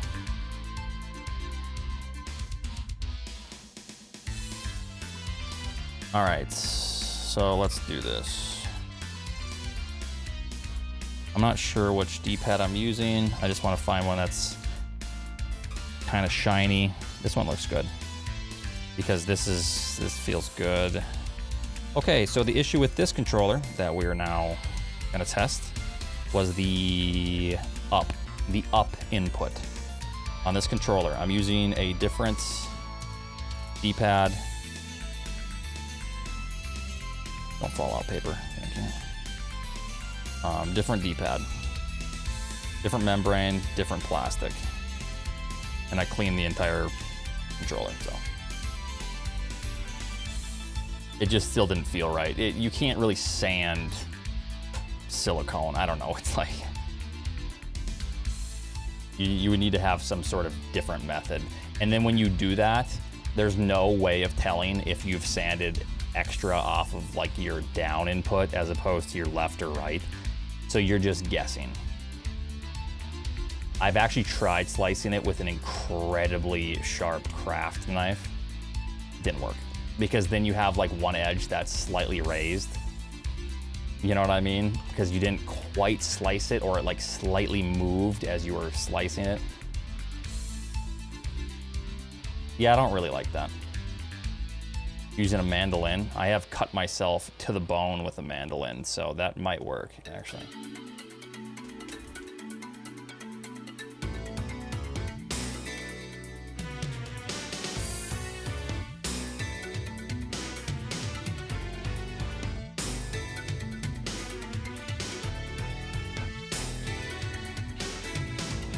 Okay, L and the R still feel fine.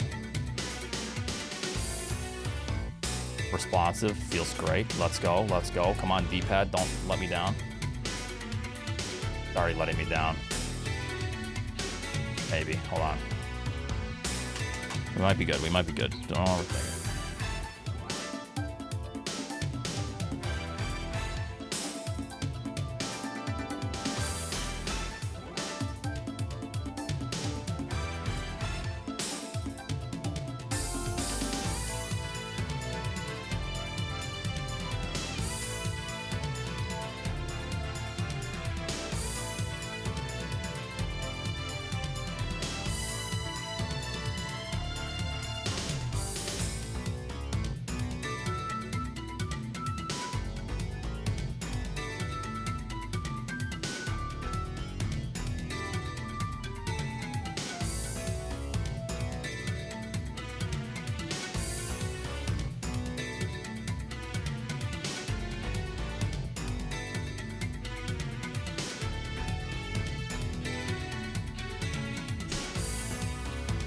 A little bit of forehead grease.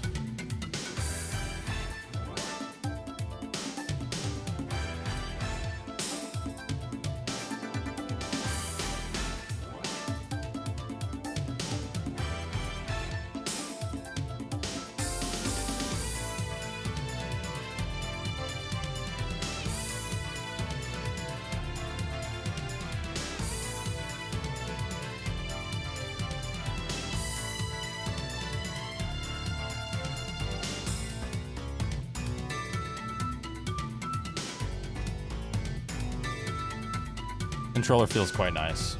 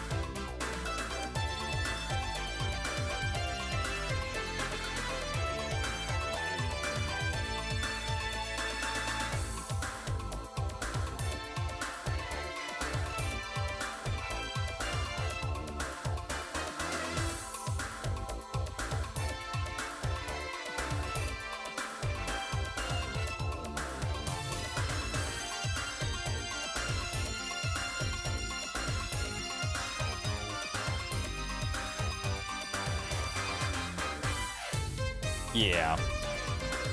Pretty good. All right, I think I made myself at least 2, and then the third controller is decent. I'll probably take it apart later, and the X button was giving me issues. But this one's not bad. And then this was the controller that I've been playing on. I think this is a modification of the world record controller.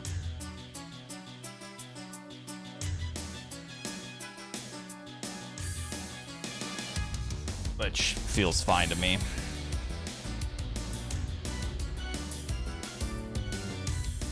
I mean, it feels really nice, actually. Yeah, I mean, definitely gonna play on this one, but...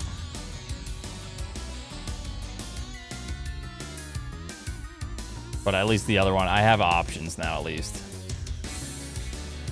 Yeah, this controller feels incredible. I was just having an issue with the down input, which I think I fixed now, I hope.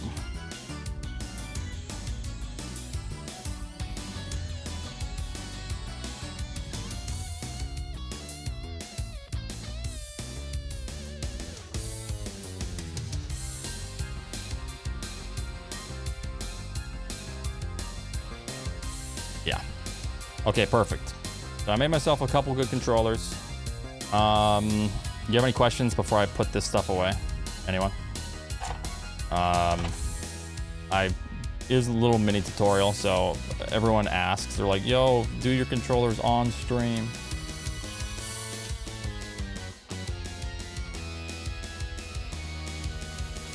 You poke holes in the membrane?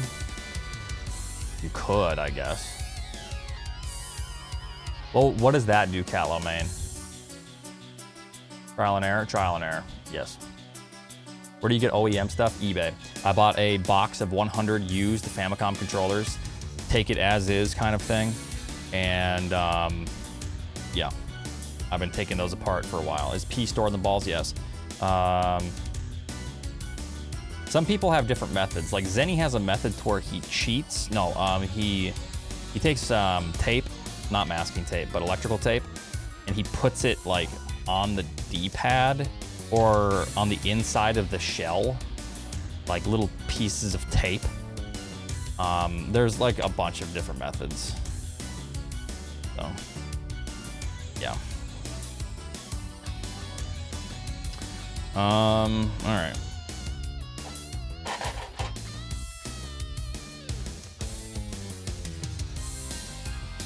Pretty good though. I mean, where do you install your turbo button? I already showed that. You're gonna have to look back.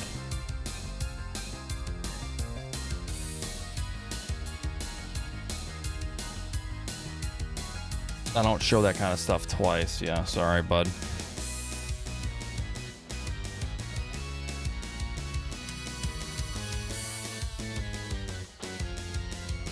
All right.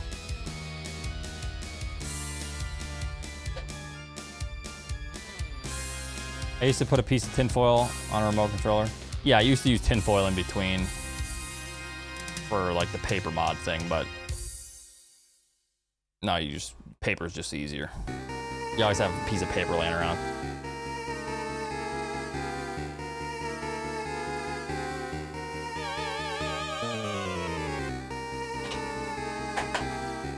Okay. Trying to clean up everything. Electrical tape just creates a gap. It's just a different space in between buttons, so.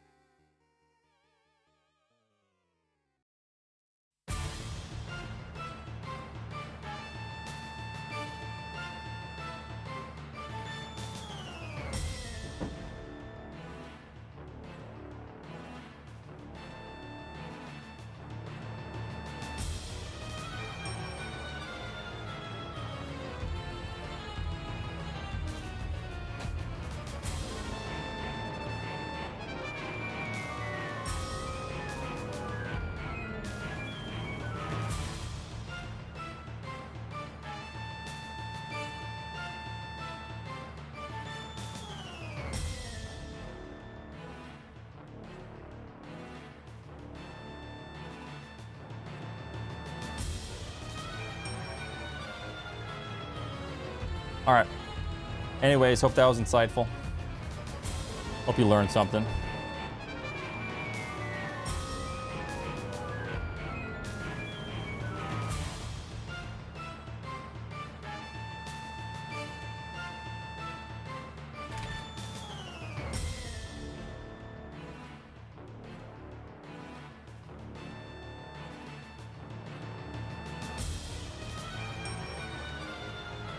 Chat, you gotta tell him next time. Tell me what? Okay, I'm gonna be right back. I gotta pee. Maybe let the dog out too.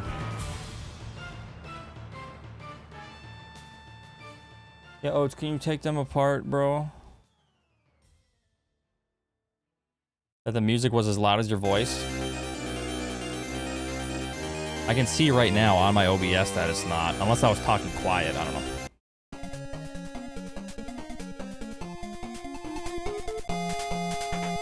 All right, I'll be back.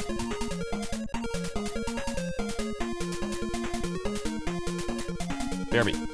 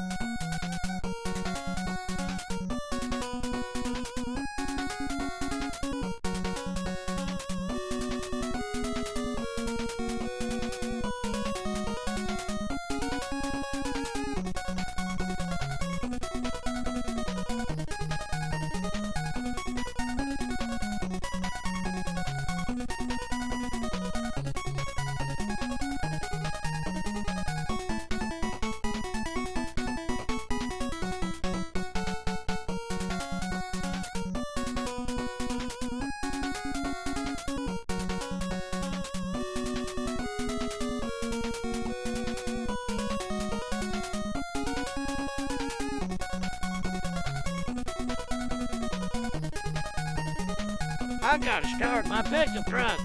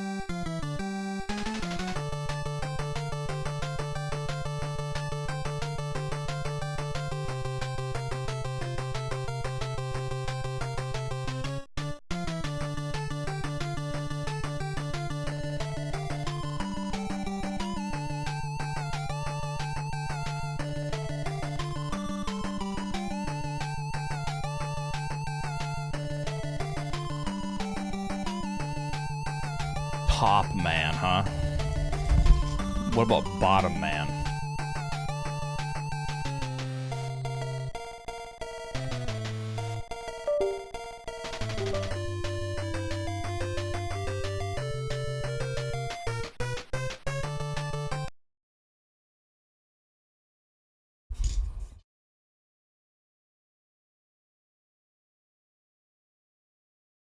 Yeah, you'd think he'd be, yeah. Your OBS be tripping, by the way. What happened to my OBS?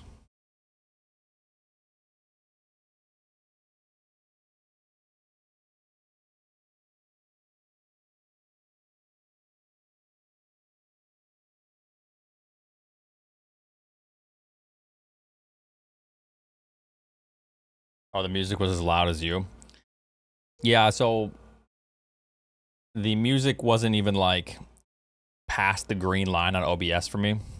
And my voice often teeters on the red line. I was probably just talking quiet.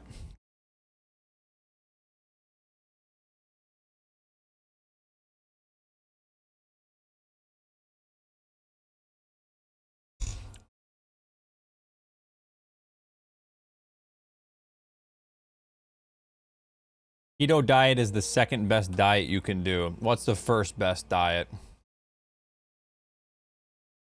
Huh. Oh, I believe you. I believe you. My OBS might be tripping then.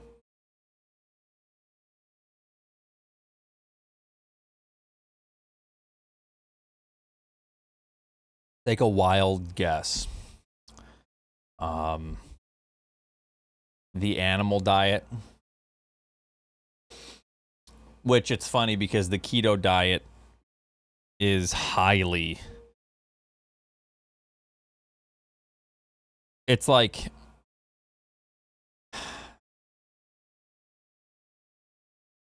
If you do the keto diet for any extended period of time, you're going to have heart issues, aka more than 2 or 3 months. And they've already shown that.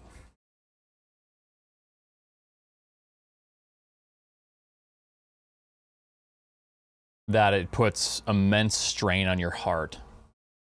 There we go.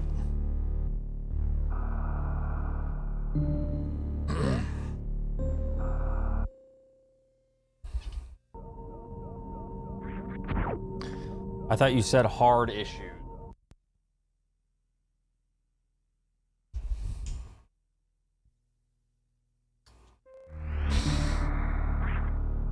You have issues on the keto diet. And those issues are heart related. And not like, oh, my heart, ooh, it's a little painful. It's like scary heart related. So that's why it's advised not to go on the keto diet for more than like 2 or 3 months and then take a decent break. If you like have to do a keto diet for whatever reason, instead of just like limiting your caloric intake, if you have to do the keto diet instead of that, then you want to limit yourself. I had a keto diet for over a year and I was the healthiest I've ever been per my blood work. You just have to do it right, which most people don't. I mean, yeah, and there's people that live over 100 years old and smoke a pack of cigarettes a day, and they say the secret to their longevity is that pack of cigarettes per day.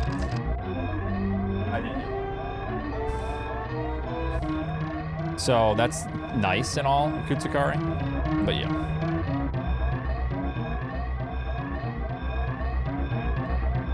Man, experts, they've done tests and smoking's bad for you, they say? No, it can't be. I'm 100 years old and I smoke a pack per day. My results are good. Okay.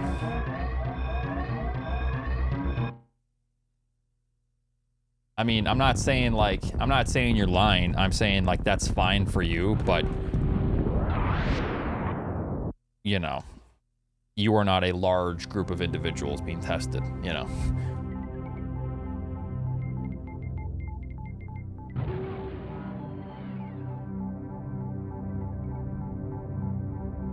And they live to like 90. COPD on oxygen smoking. That's like, you're just trying to like accelerate your death at that point, Numu. I know a guy with COPD, and it's tough. And yeah, he has oxygen and stuff. He doesn't smoke, but he's like, it sucks for him. He's struggling.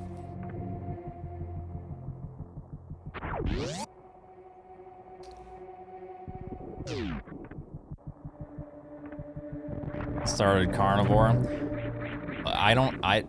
If I have to talk about this every time to you,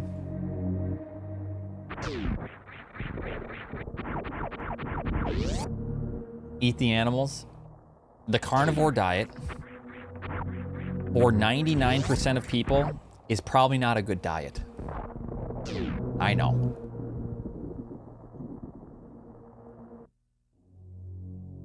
Eat your leafy greens. My God.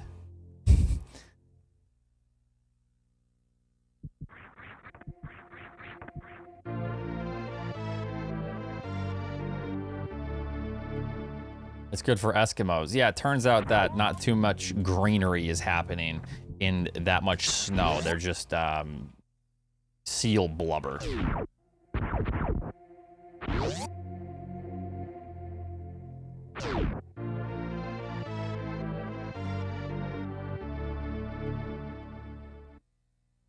Yeah, and the thing is, so it's funny because there's a contrast right now. Claire saying, I've been on a vegan diet for 3 years and it's done good for me personally. And then you have people that are like, well, no, that's bad. I go on the carnivore diet. It's been really good for me personally. There are outliers. A vegan diet is fine as long as you are supplementing with the things that you miss from meat. I'm sure a carnivore diet, I think a carnivore diet is probably much more awful on your body than a vegan diet. Actually, no, I'm gonna say 100% that a carnivore diet is infinitely worse than a vegan diet on your body. And I say that with confidence. However, you still need to supplement with like B vitamins and iron and stuff like that. With you don't want to be anemic if you're on a vegan diet.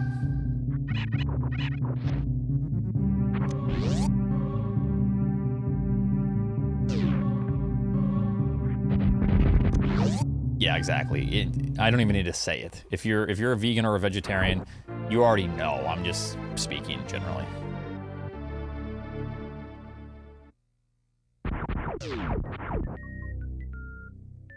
A lot of vegans still eat stupid shit like Oreos. Yeah, I mean, those are just unhealthy vegans.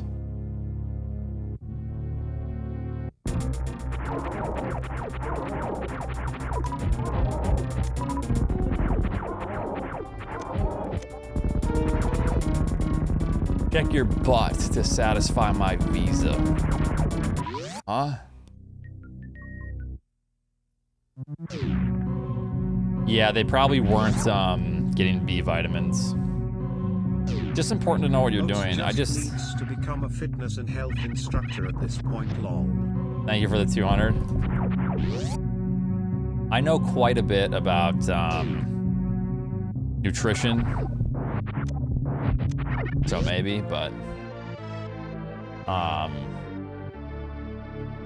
the Quick Stepper, thanks for the 79 months. Quick Stepper 79 with 79. Time to unsub.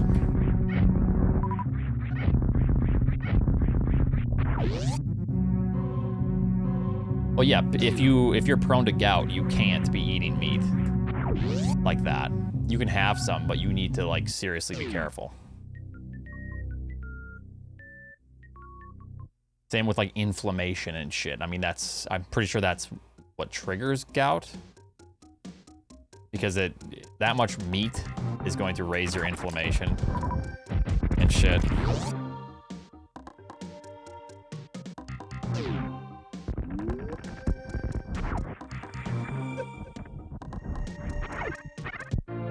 Gout is caused by high uric. Thank you. Yes, that's what it is. I believe you.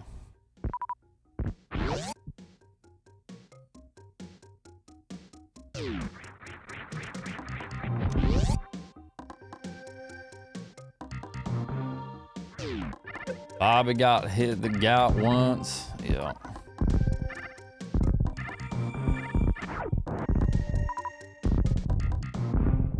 Do whatever you want in life. But, for some reason, the carnivore diet people trigger me more. Well, that's not true because vegans can be really fucking annoying. But they generally trigger me more than a vegan. I don't know why, it's just like, it just is so annoying.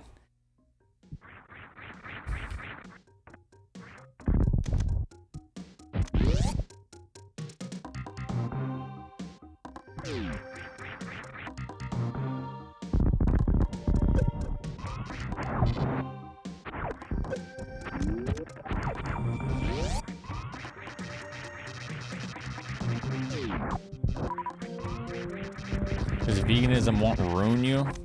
Like what, ruin your body? Probably. Yeah, it's like, I feel like there's less harm.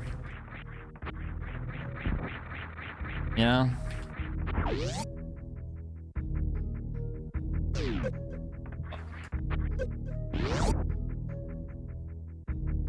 I'll be done in like 30.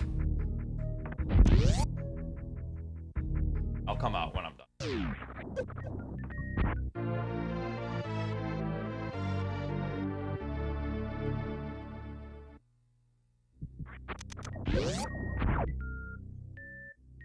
Oh yeah, I guess I definitely hate that argument as well.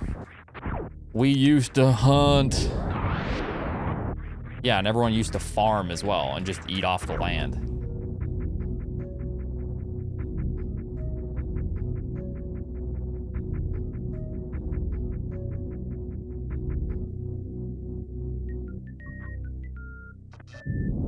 Yeah, we used to forage for berries too, yeah. Yeah, we used to get eaten by things we would hunt. I don't want to take that risk. I'm just gonna do this. Very slow, but that's what I would have to do at GDQ if that were to happen, so it is what it is.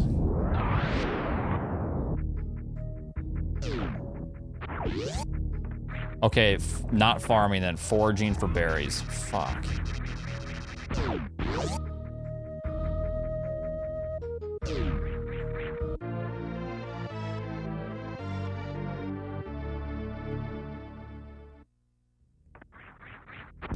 This is a run, yeah.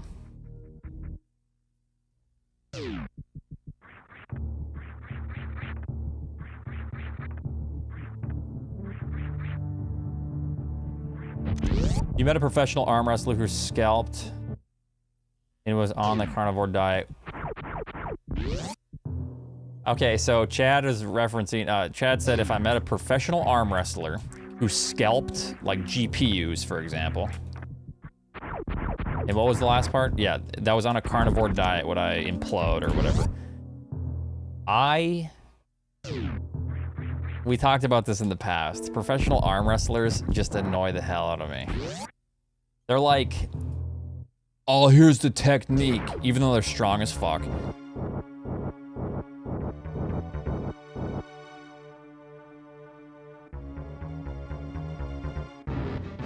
That's a technique, bro. You gotta put your weight into it. They're on the fucking ground. It pisses me off so much. Like, what are you doing?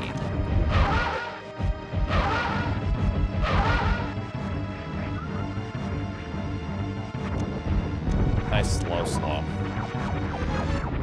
Here's a technique, breaks the opponent's forearm as they're on the ground.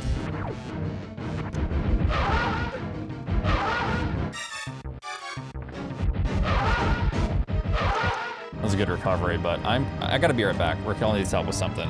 This run sucks. 1 second.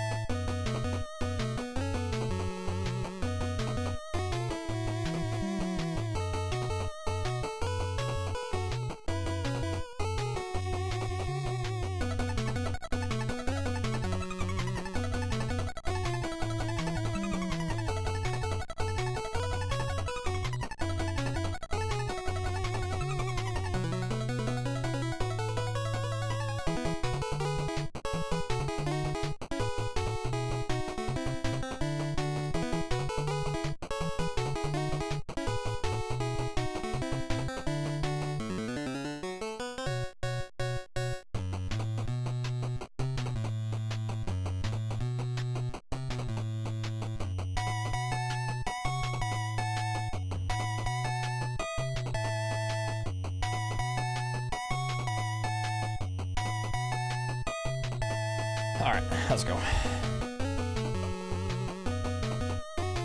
Thanks for bits. Got myself, we were talking about the carnivore diet, so I had to get myself some protein. I forgot to take my creatine, so I had to take that too.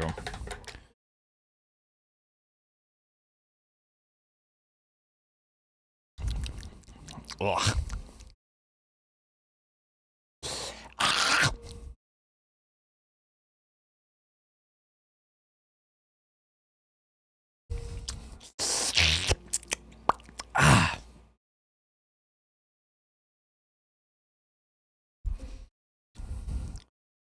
Yeah, that's good. Yeah, that's good.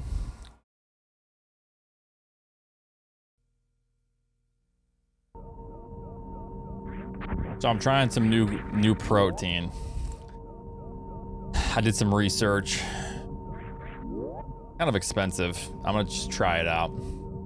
0 carbs. I'm just getting the protein. It's called Muscle Feast. So it's gonna feast for my muscles.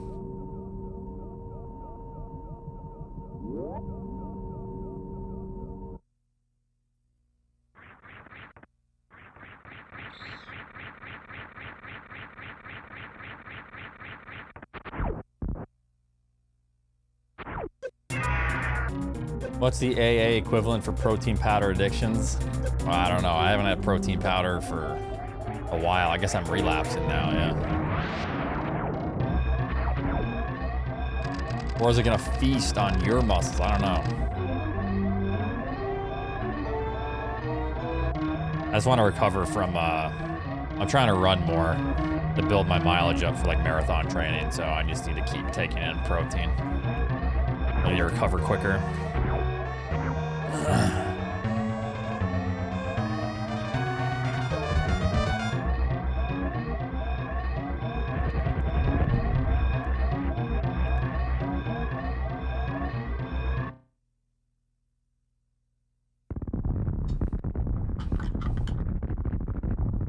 If the penis is not a muscle, what is it? A bone?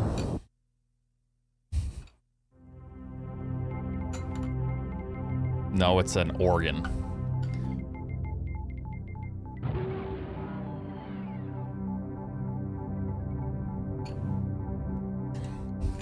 Get it right.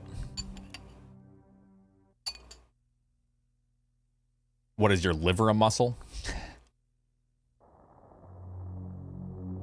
Oh yeah, why do they call it a boner then? You're actually onto something. True.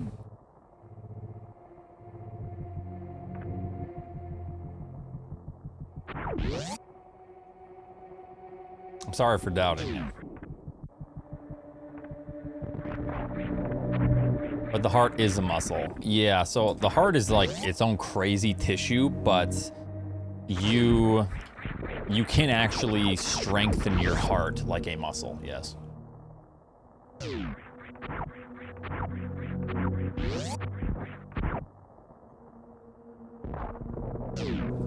Basically, it becomes stronger. It pushes more blood out per pump. I know all this because I'm running now, and that's essentially how you increase your VO2 max.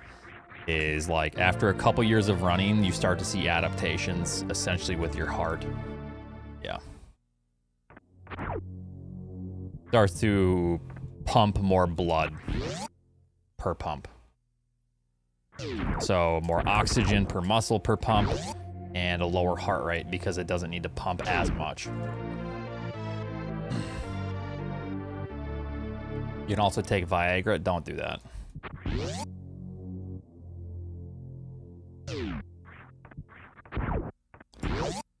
Hell yeah, caffeine.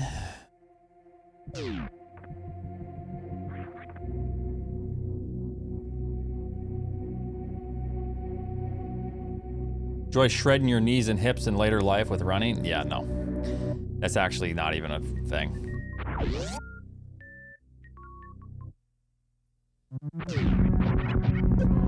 It's kind of a misconception. Because if you're doing it right and you're building up your mileage, running is actually good on your knees and your hips and everything. You want to know what's not good? Is going out and starting to run 1 mile to 3 miles per day when you have never ran. And then you develop a knee issue. No shit. And then you go, oh man, running's so bad for your knees. You want to know how I know this?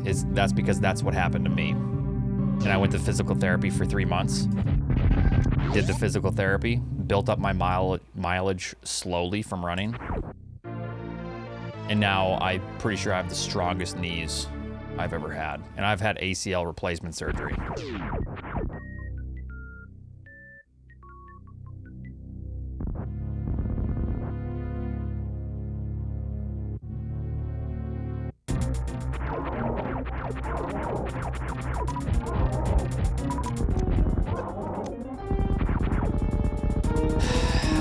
There is a teetering point for sure. Like, if you're running 20 plus miles per day, like doing crazy marathon training, you are over that hump and you will start probably developing some issues. Yes. If you are running kind of like normal, you're not like an elite athlete, you are fine and it's actually better for your health. You lose weight, your cardiovascular health is better, which means you live longer. Your joints actually improve and strengthen because of the gradual running.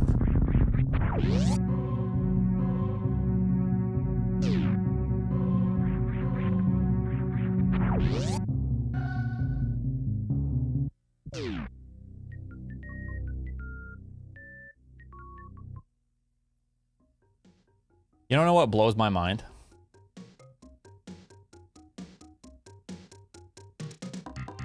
I did a 10K race like last month, and it took me about an hour.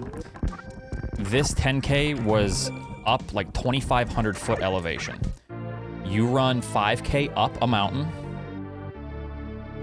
and then you run 5K down the mountain. I wasn't very conditioned. I got about an hour. Like, yeah. It was terrible going up the mountain. Fucking awful. There was like an 86-year-old that finished it in like 42 minutes.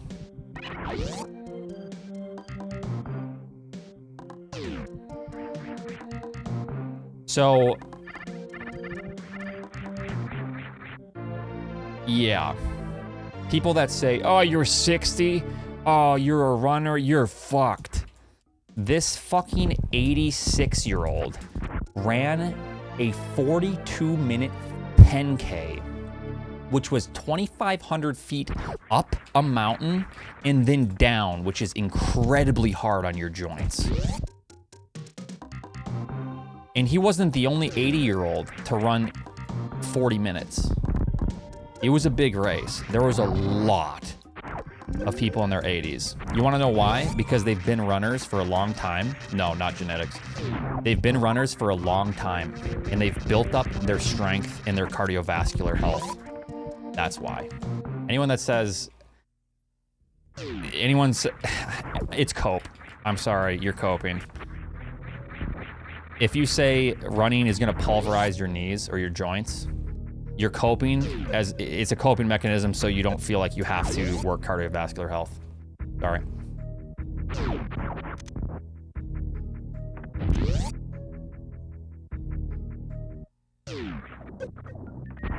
This is why I said there were many 80-year-olds that ran 40 minutes.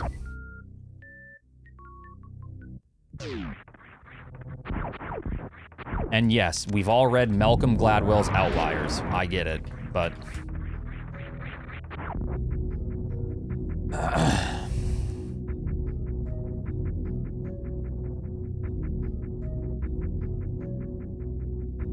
Yeah, I know, and I have Ehlers-Danlos, which is really bad on your joints.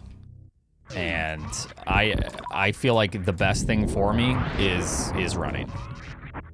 Not to compare problems, like it's very different things, but still.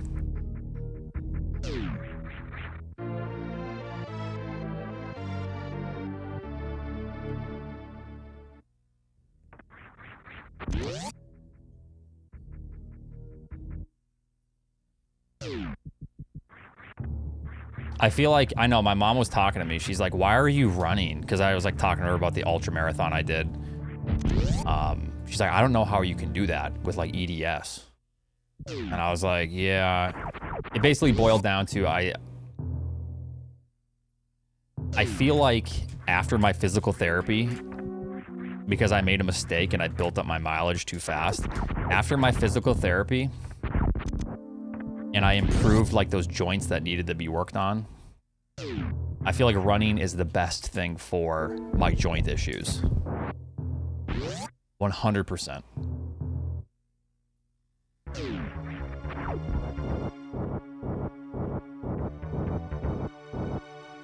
What about swimming? Swimming is great. I love swimming.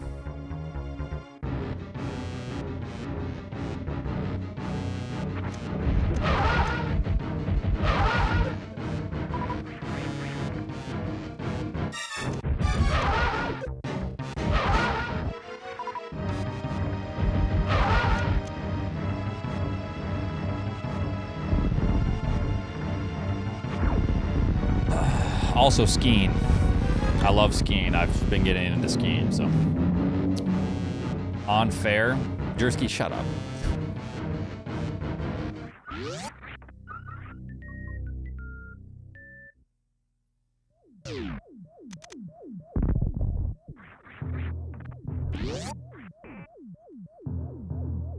Skiing has been kind of hard on my knees though, so I need to like, I actually considered trying to figure out like good exercises for that.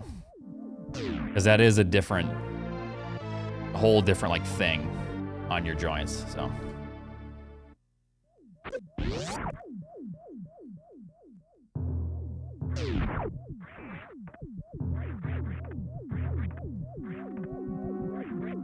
Yeah, I used to snowboard, and then I just decided this year we were bored. I just wanted to try skiing. And it turns out that I really enjoy it compared to snowboarding.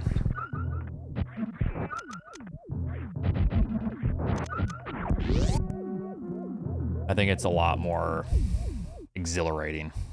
A lot more fun to me.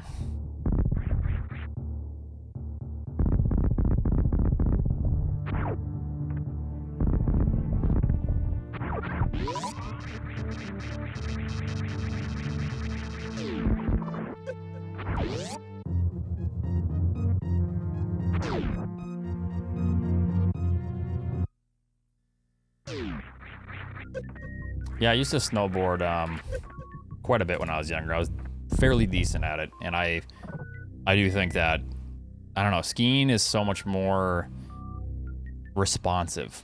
I don't know. It's like there's so much, it's also way harder to master. So that's like more fun to me. It's like the idea that I can just keep progressively getting better every year. With like micro adjustments, you know?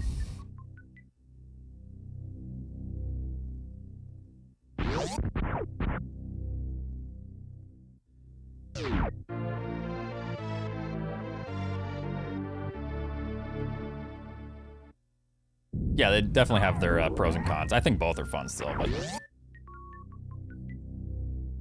yeah. I was having way more fun skiing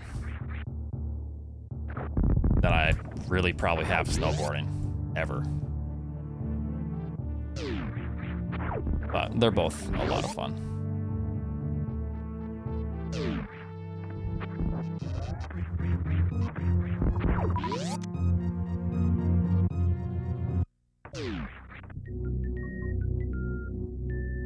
Oh, nice. Yeah. I did a good mix. Yeah, that doesn't sound good.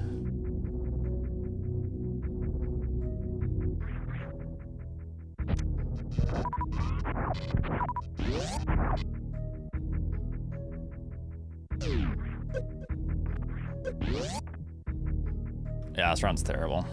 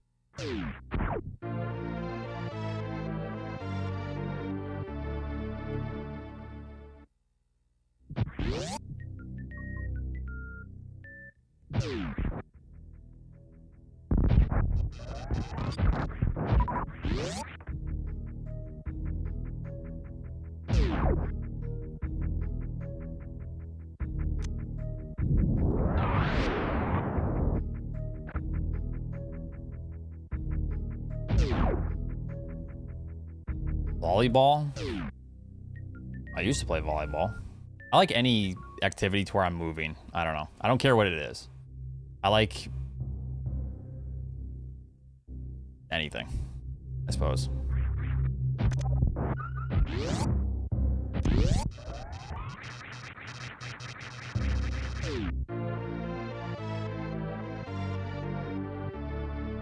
Skydiving? I would probably go skydiving, but yeah, I don't know.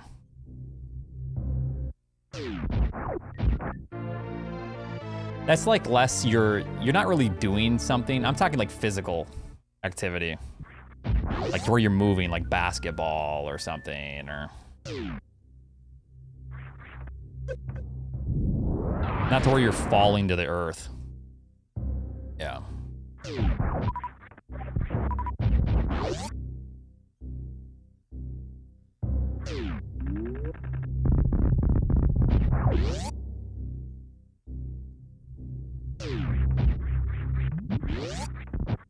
Yep, I'll address them.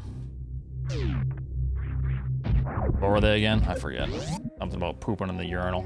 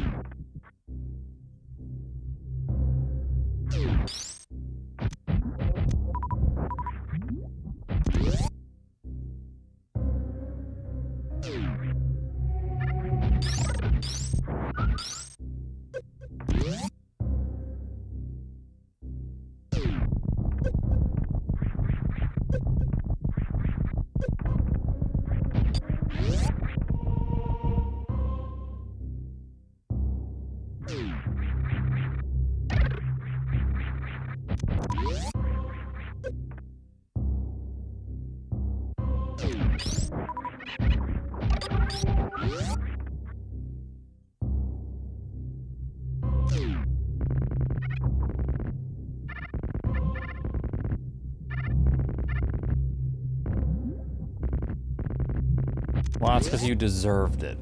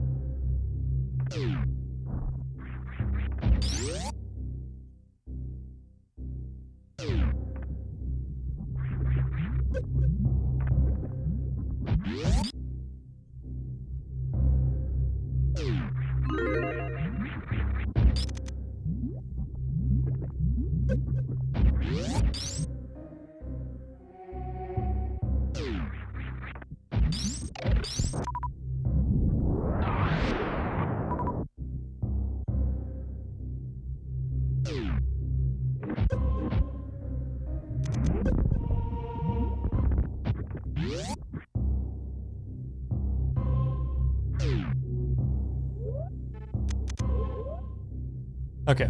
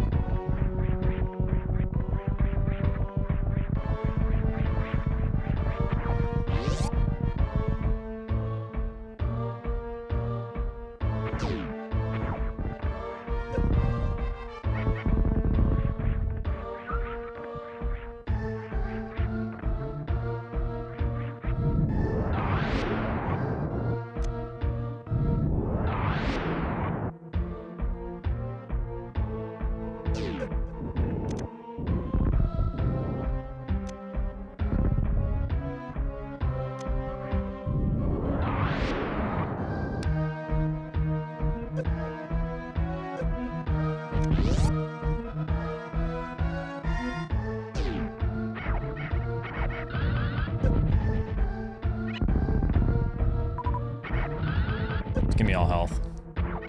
Oh, dear God.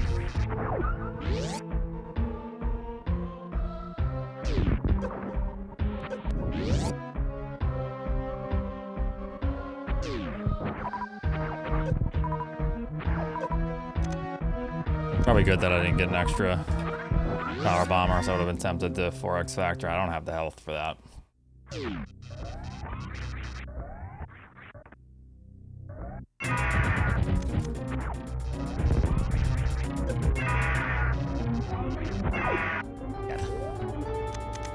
swear that was gonna happen.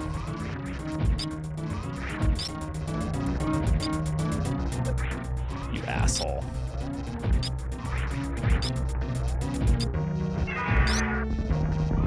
What are you fucking doing?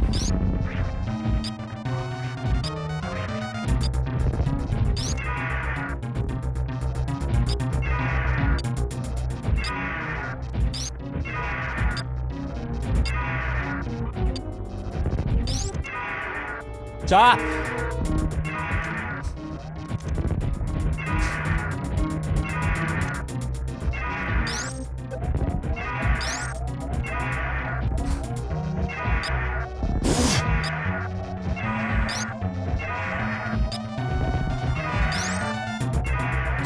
Stop moving backwards and shit. What is this? I'm gonna die. What the fuck is Ridley doing? God fucking damn it. That's a... literally just going back and forth. Drewski, every Ridley you get is a Drewski Ridley, okay?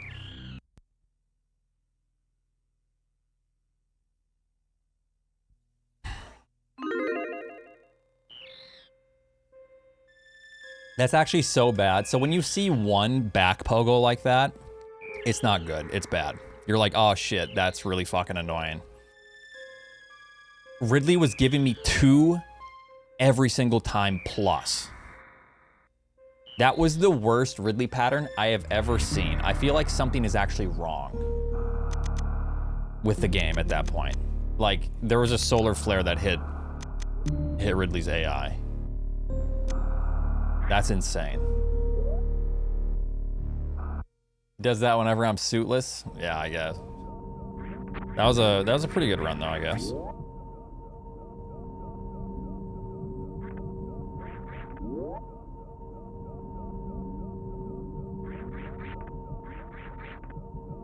Oh yeah, and that was I don't know if that was luck based or if that was my position. I don't know. I know there's like a chance that I won't work. But yeah, my God, that was terrible. Yeah, I'm afraid of that being the case, Chad.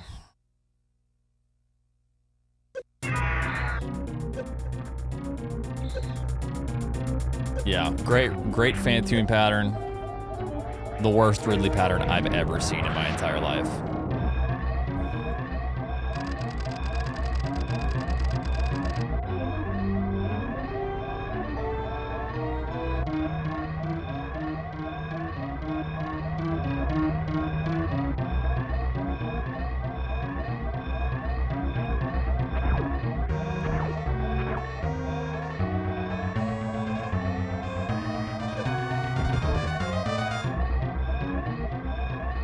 Of course, I had a bonk in my head.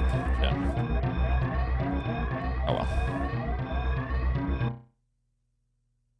You look shrinked after watching? What?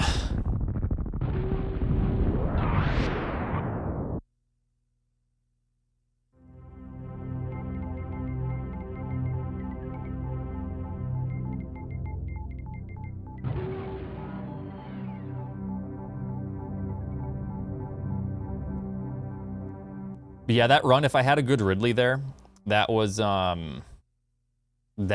really nice record pace. I was on record pace anyways, entering Ridley, because the Lower Norfair was clean. Yeah.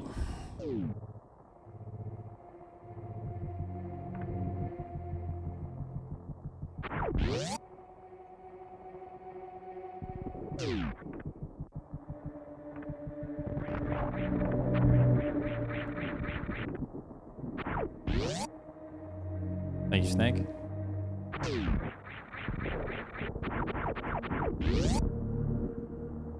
Gas can do anything, honestly.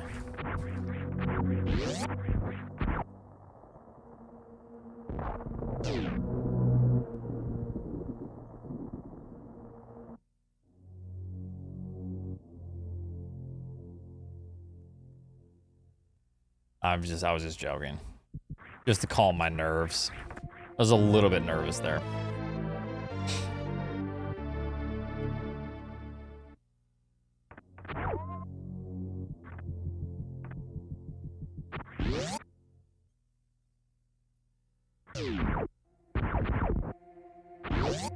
Are there any huge tasks, only skips that a human hasn't performed now that Drewski got BT skip?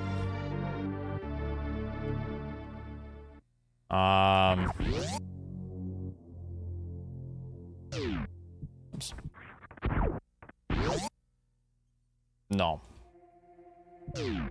Nah, it's gonna be a slow mid coming up.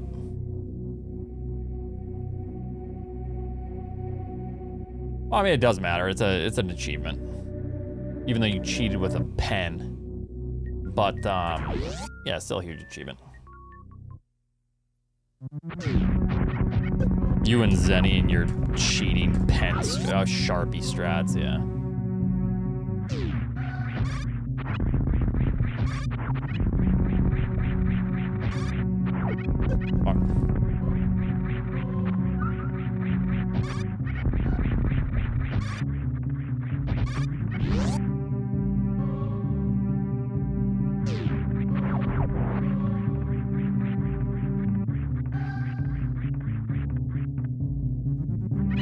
What would you do if you got world record at GDQ? Not get world record at GDQ because it's not gonna happen.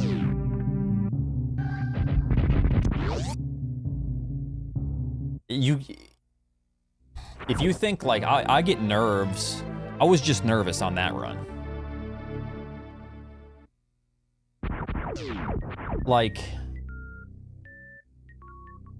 I can't even express how unlikely that is. Yeah, it's just.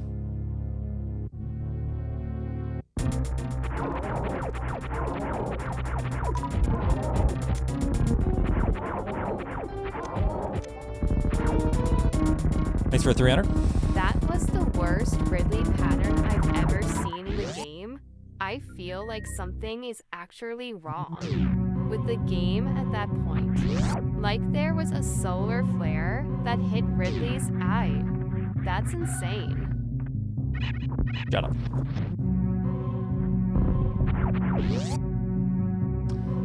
Yeah, it would be huge.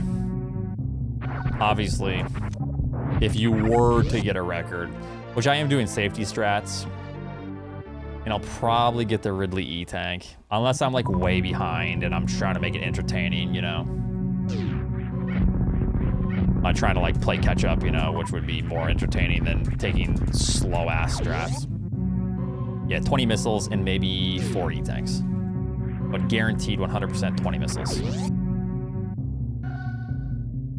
Maybe even 25 if I'm feeling like it, I don't know.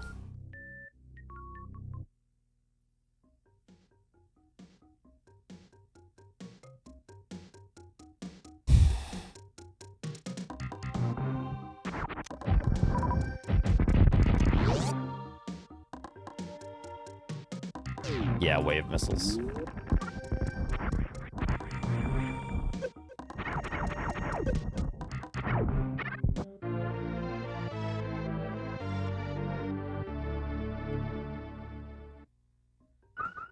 Either high jump or speed booster. Both are good.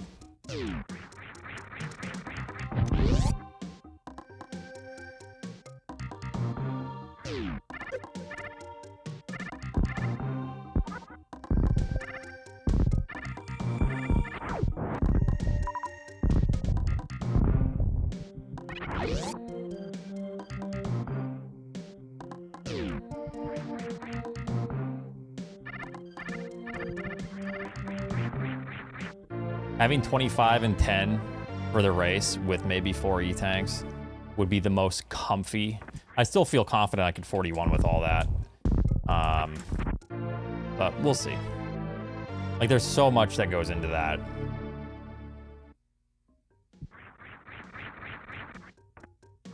Like how I'm feeling that day. Did I sleep well? Am I playing well? Am I extra nervous for some reason?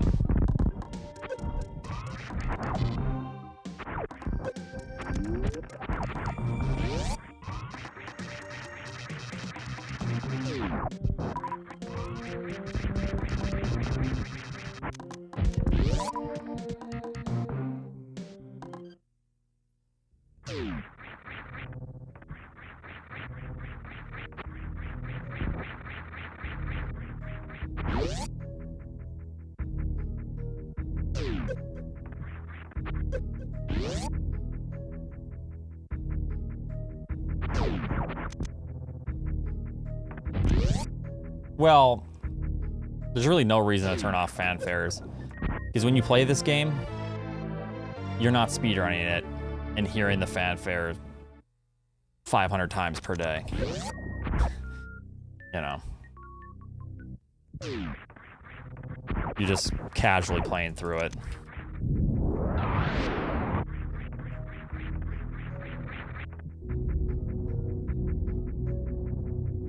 The Andy breakfast? Yeah.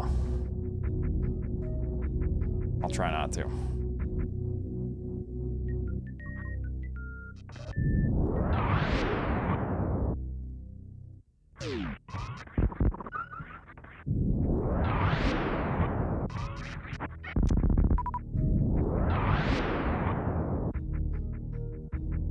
R-bomb's pretty rare in the fly.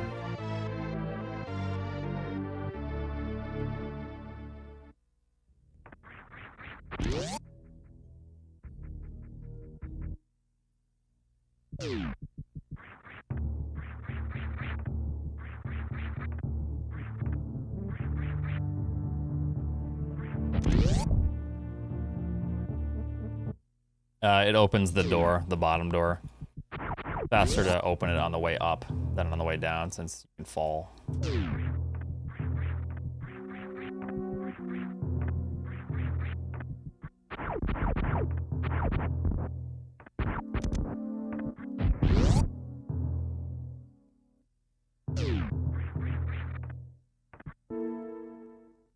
I just loved this game growing up, so I just wanted to play it. Yeah, I just started playing casual games again when I was like 18, 19. And yeah, then I learned about the speedrunning community and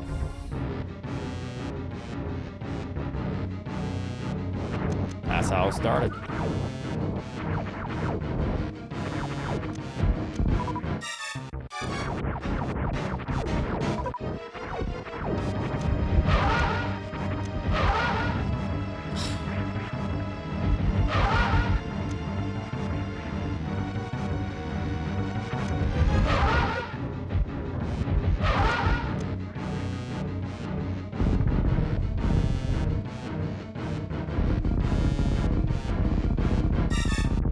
Not true. I only played COD once. I was actually in Garrison and DBX's chats. It was Garrison. Garrison was working on a Wasteland strat for the old route, and I came up with some like strats, and I was like talking to him about it. And then during that time, someone took it personally because I was like a nobody. Even though the strat I came up with was pretty badass, it's actually very similar to the 100% strat they do with Spring Ball, without the Spring Ball. It was with Wave, I believe, or Space Jump. Yeah, the dude took it personally, DM'd me, said I'll never be good at the game, like I'm talking to gods, you know, I need to know my place. So yeah, that was fun. That was the first DM I got on Twitch when they had DMs.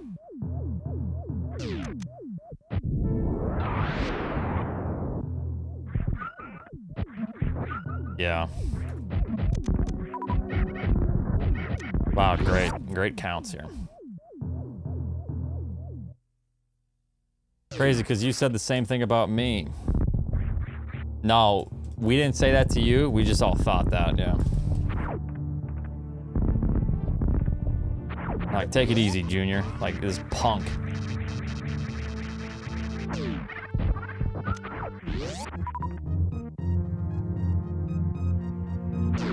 I do remember saying that, actually, yeah. Okay, well, Jesus, not that last part, fuck.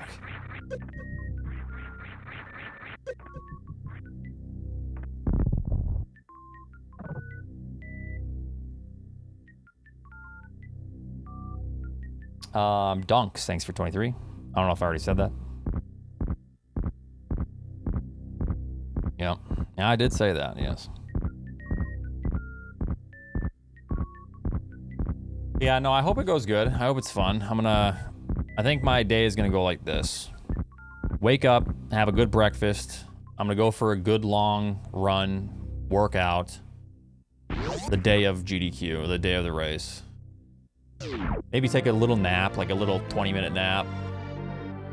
Wake up, have some dinner, relax, have a little dinner coffee, and then the race. All of that just to die in the first 11 minutes. I think it's around 8.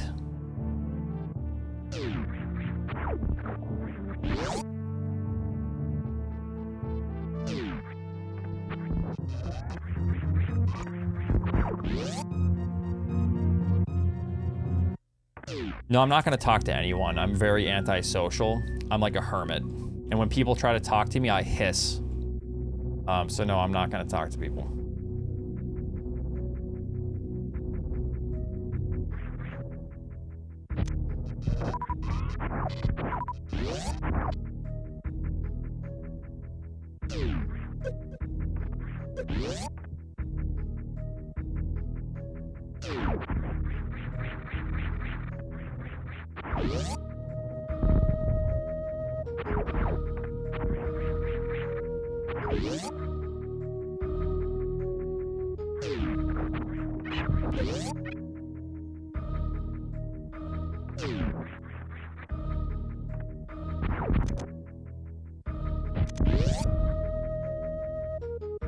Oats is really 5'3" and ashamed of his height. It's okay, Oats.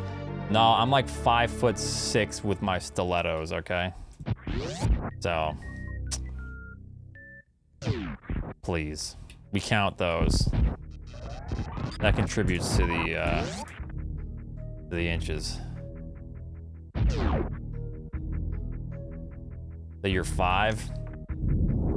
Yeah.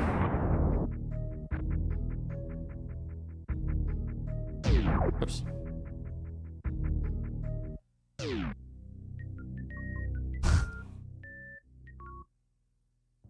Think you'll be able to get top 4 in the GDQ race? You joke, but if I DNF, then shit. Certainly hope I can finish.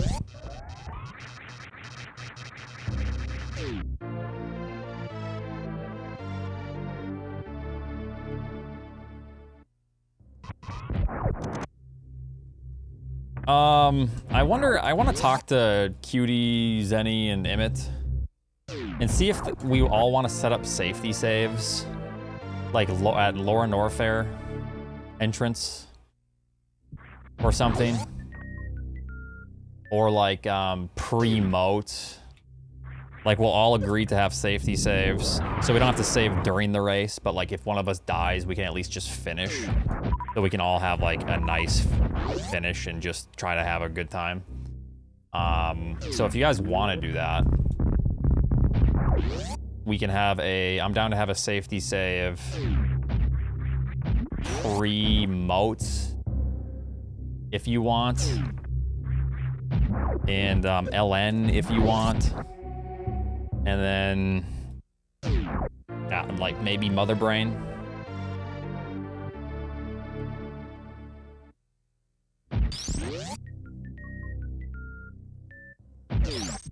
Yeah, die to Ridley, load up Mother Brain. Whoops. It's up to you guys, though. Because if you're gonna die to Ridley, or like a Key Hunter, you're already gonna lose the race anyways. Unless somebody else dies, but just so we can all like finish and we can all try to have fun. Yeah.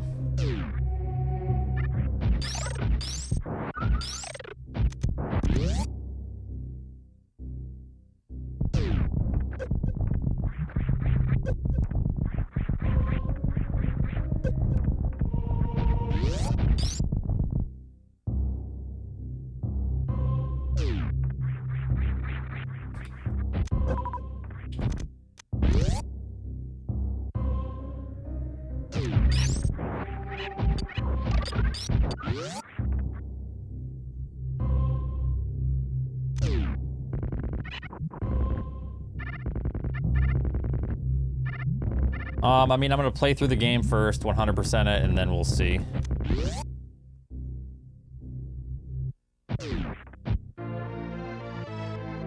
Yeah, after SGDQ 2016, it's probably best. I'm sure they'll also, the event coordinators will probably appreciate that.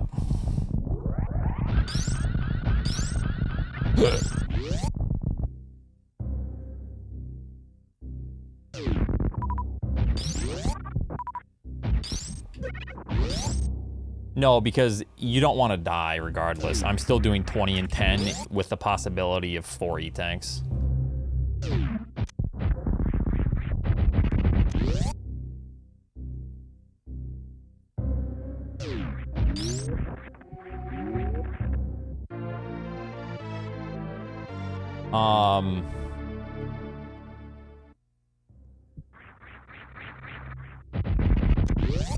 But basically, I think it would be cool to where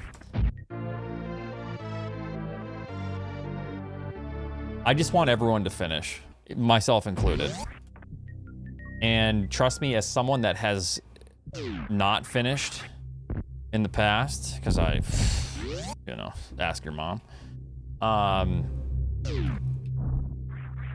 it would just really be fun to just finish even if you're taking the safety save that you had prior. You know what I mean? Just like, you get to still play on stage instead of sit there and do nothing.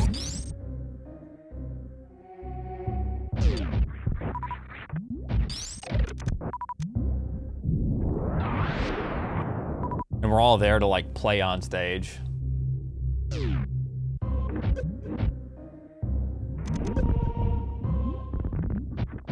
Yeah, just take any antidepressant, you know.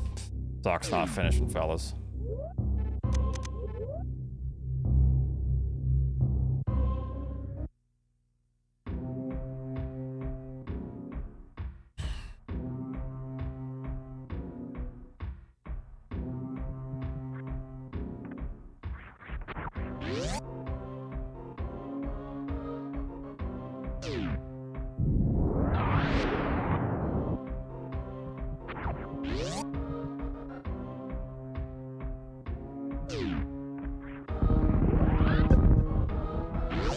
I am gonna do Escape 2, yes.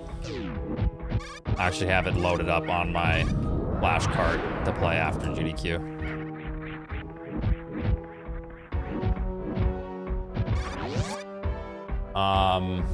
I will be doing that N64 Marathon cope. The rando tournament starts like the day of our run. Qualifiers are starting. Elden Ring DLC, yes.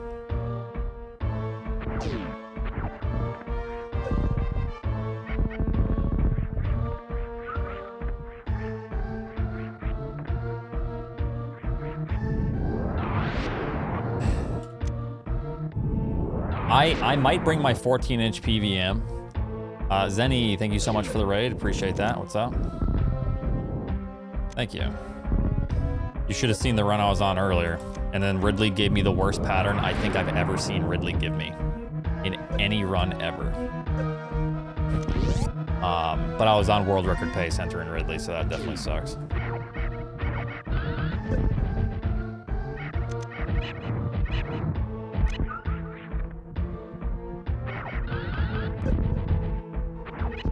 It's all good. I was quite nervous anyways. It's been a while.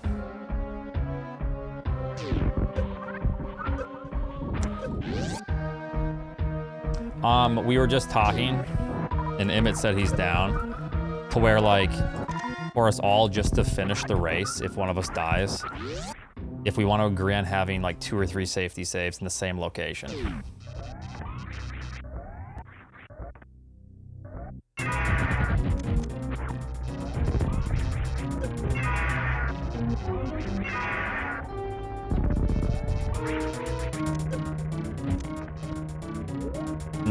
No, not during the race. Before the race. That way, if we die, we're not going to win anyways. And we still get to play the game and just have fun.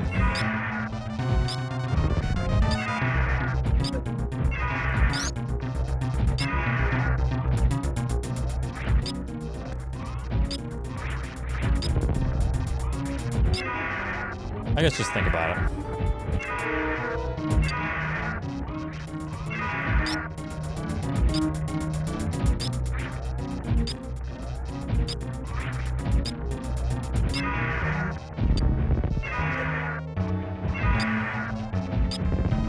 I think this is enough. I'll do one more just in case. Yeah, so I don't have to sit there for 30 minutes after I die to Phantoon, yeah. No, it's like, you're gonna be behind, you're probably gonna lose anyways, and you still get to like play on the stage that we all flew or drove there for, costing our time and our money. You know what I mean?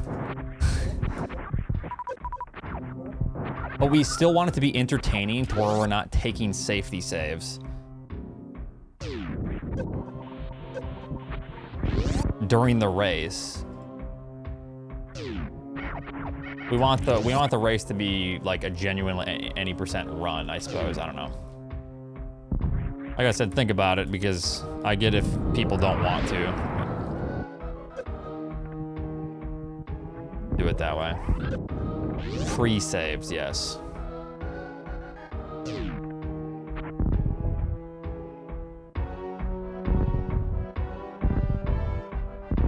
They're not gonna let me hook the PVM up. I'll just bring it to play on in the hotel room or something. I expressed my concern to the GDQ staff about how if we have delay, like during my Kaizo run, it could greatly change the outcome of the race, because I think it could. 1 or 2 frames off could completely alter the outcome in the entertainment of the race.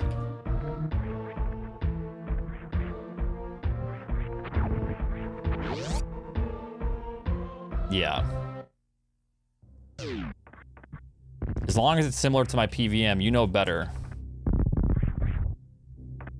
As long as there's no delay and it's just like what we are used to playing on. Oh my god, the motion blur is actually sickening on those TVs. I hate it so much. It's like you're actually hard to like get over.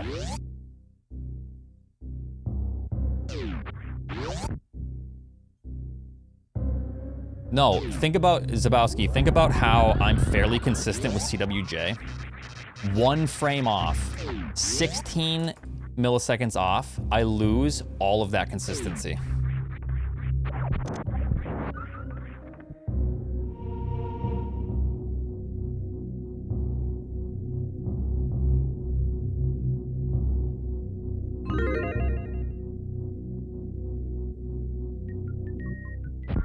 It's not a LAN, it's just we're all there to have an entertaining race.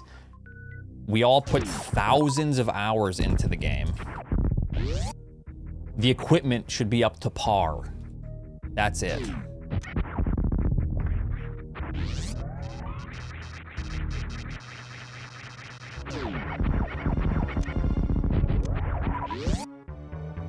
For charity? Oh, it is? Oh, I forgot about that part.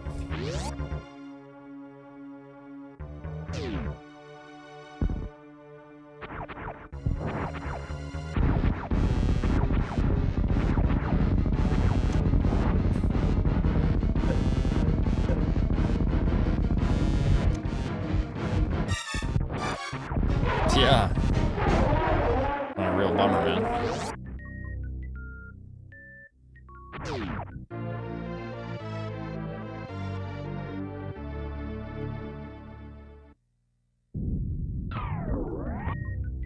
So you're saying no matter what we do, Zenny, we're gonna be playing with input delay? I'm getting there Tuesday. Wednesday, I'm completely busy because I'm driving around Minnesota to see my family, like the entire day. But I will, I'll be testing it out all like Thursday, Friday, you know? I'll be like doing runs like nonstop on those days. Try to get used to it.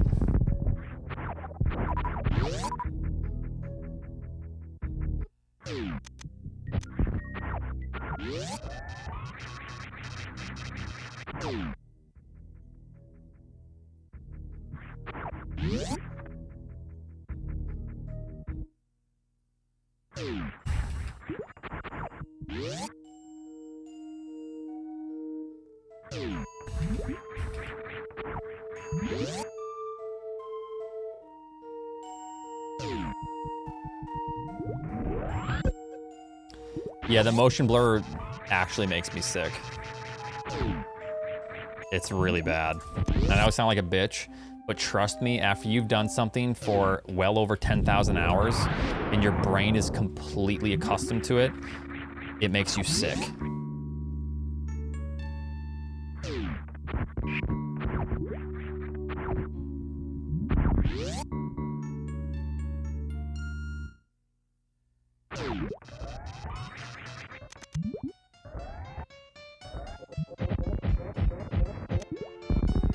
Windchill, thanks for the Prime sub.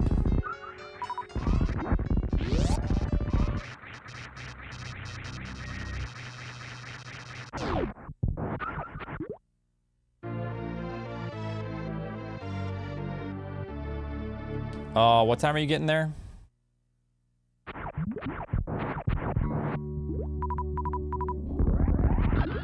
I mean, I'll bring my... Even though I don't even play on it, maybe I should just bring it anyways, I don't know. Should I bring my 5X? Okay, I'll bring it then. So console, yeah, let's bring everything and then the 5X. All right. Because CRTs are £1 billion and it's terrible to have to lug those things around, it makes sense.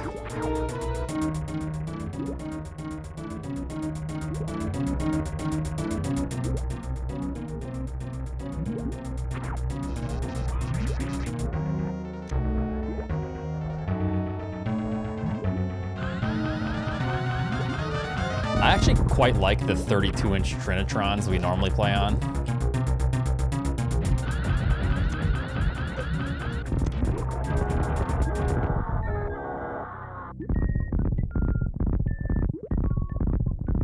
As long as I don't have that weird jittering thing, but I kind of like those.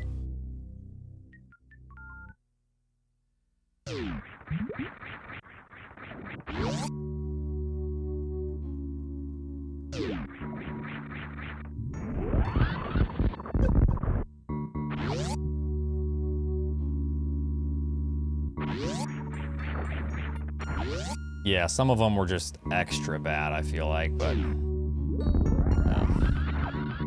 I don't mind those TVs.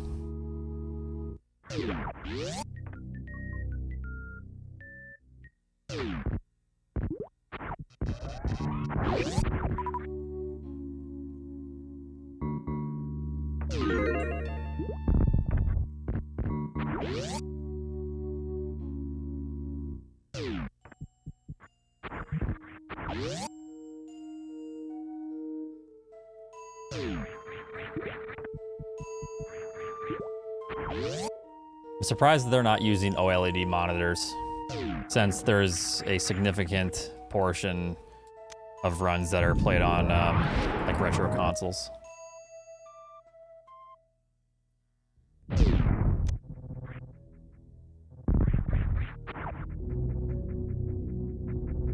Destro, thanks for the 17. GDQ is coming up. Starts Sunday. We have a race on the last day.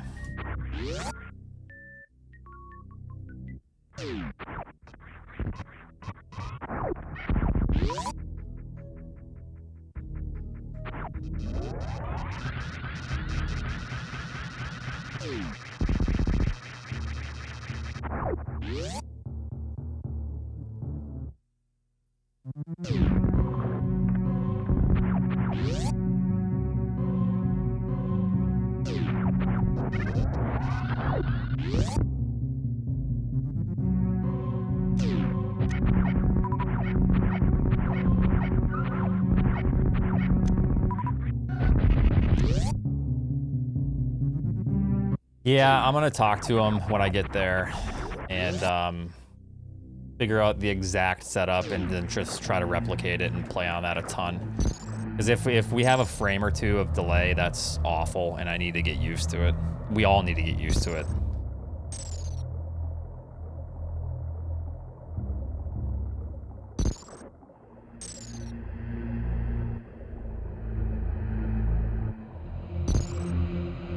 Or I'll actually bring my 14-inch on stage and be like, all right, hook this up or so I'm not playing. Just sit there and just wait. I'm not playing.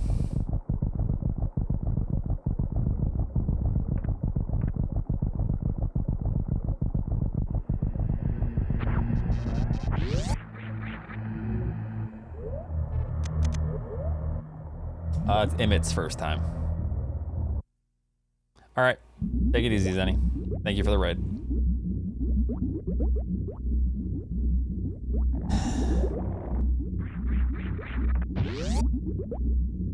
I don't know if Cutie has.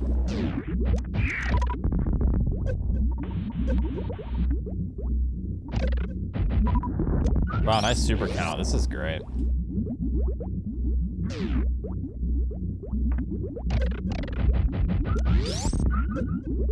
Oh, this is awesome. Wow. I wonder if I can get one super here. That'd be pretty crazy to see one. Maybe? Maybe even two? Ooh, three? Wow, you spoil me.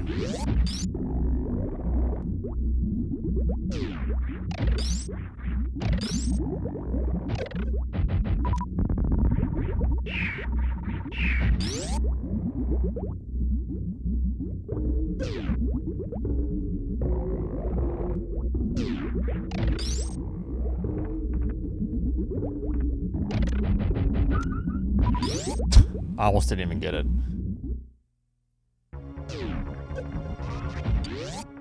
Ah!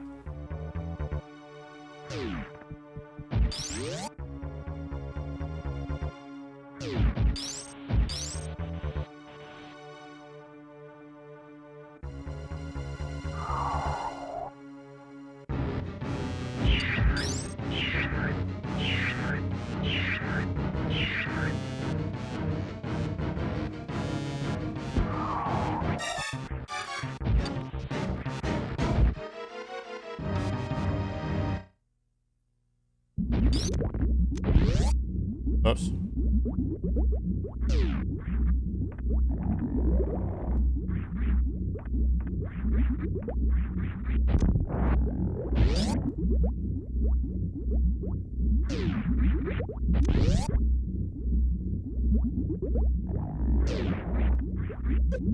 Well, Super Punch Out is precise, so yeah. I didn't see what you said about it, if it was good or bad, but.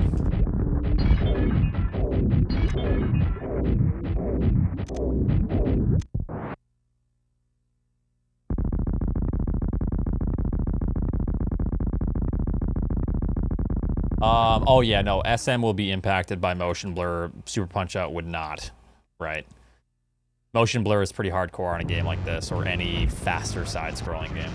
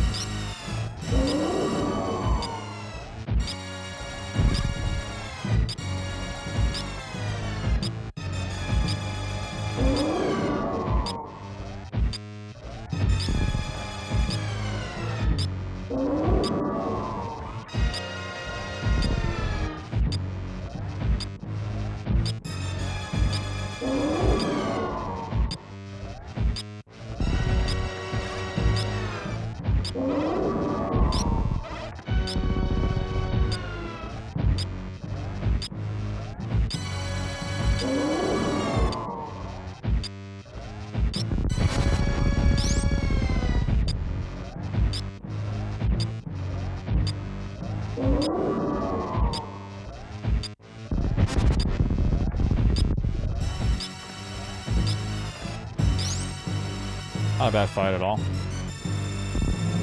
Only I got a good cutscene.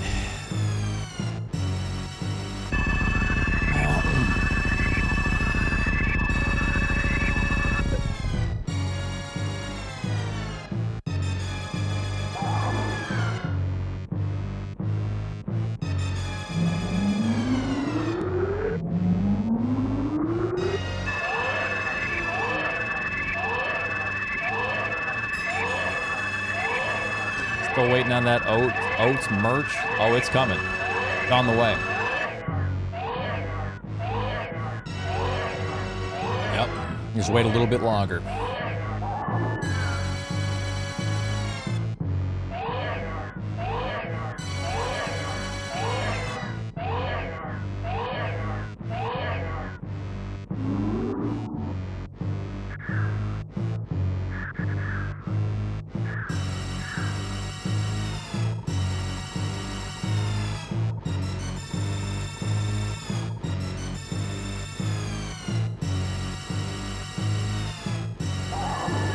Yep.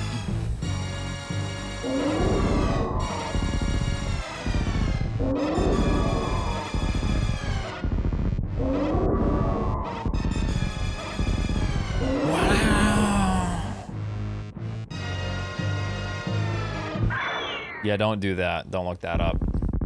Or do, I don't know. It's up to you.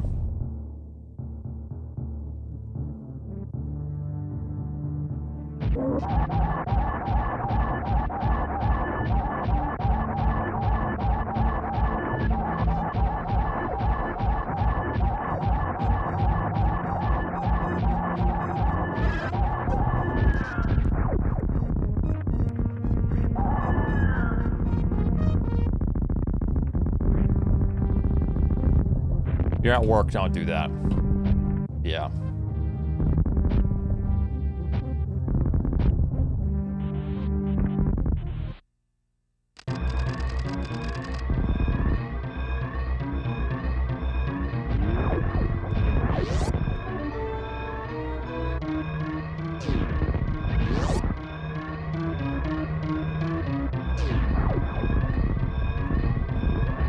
Yes, it is, Chad.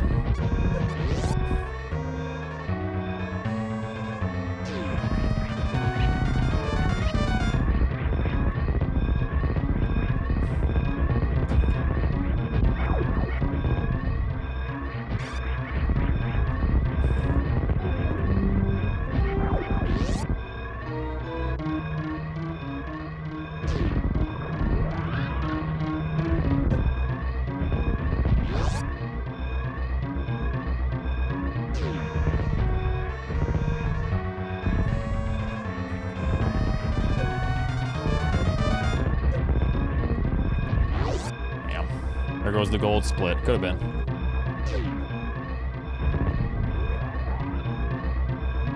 So close. Oh, it's the steam and then the prior room costs a lot of time. I'll last like a second. 41-41 with the refill. With 5 super missiles going into Ridley.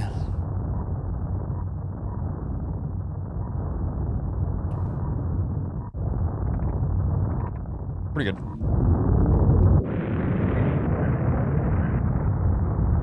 $20 and $10. Yeah.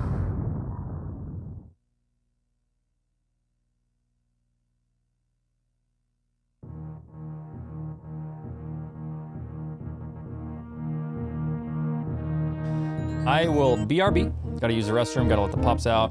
And then, yeah, we're gonna do some more stuff.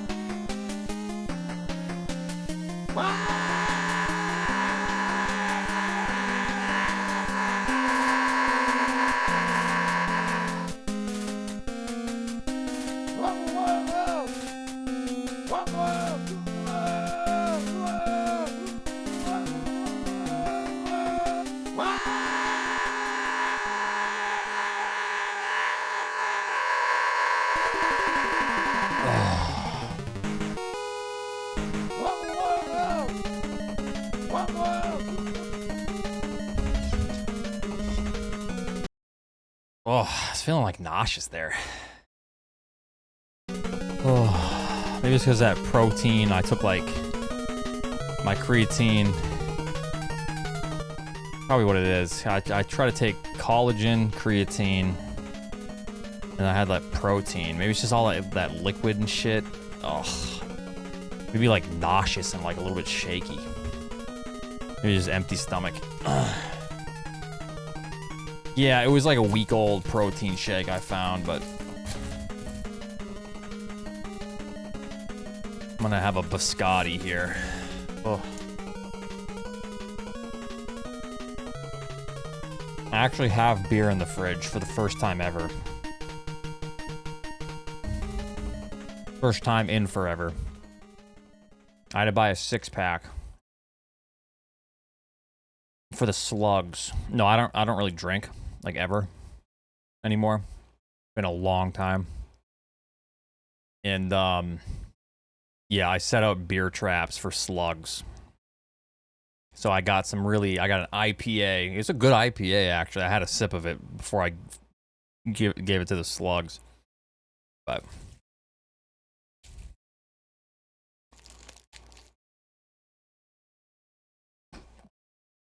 yeah, I like IPAs as long as they're not like this one was like super smooth and like nice and mellow and citrusy. Some IPAs are like bitter.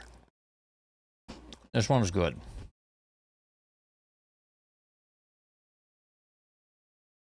All right.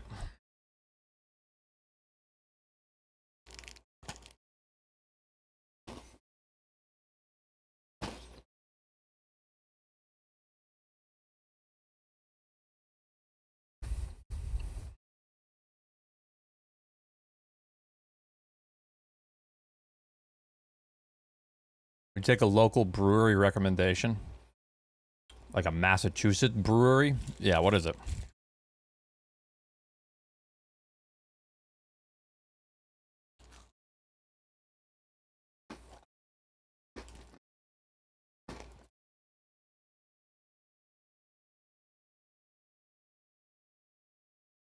Okay. They said they prefer IPAs, yeah.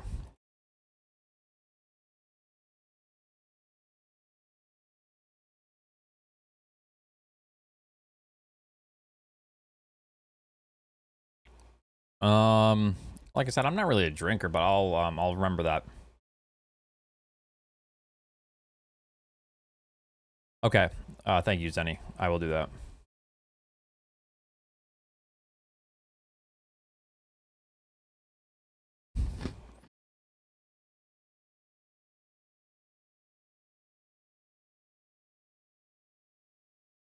No, I don't drink, so like I've had 4 or 5 beers over the course of like 4 years. That's it. And like a glass of wine was some beers, and then like a glass of wine with dinner was the most I've drank in like the last 4 years. Over 4 years now.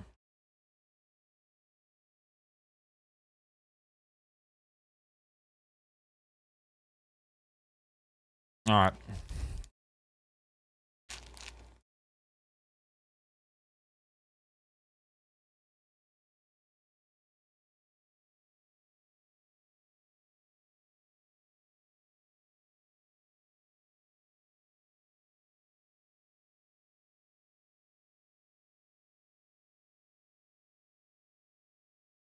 Oh, it's the drunk.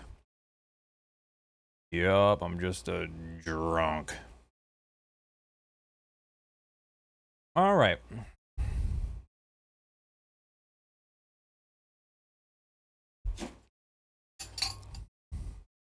Rule of 3 brewing. Huh.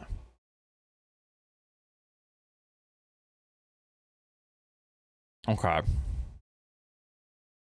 Huh. No, if you want some world-class beer in MA, Trillium.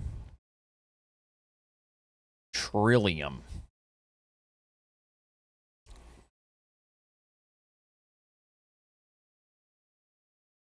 I've never seen this.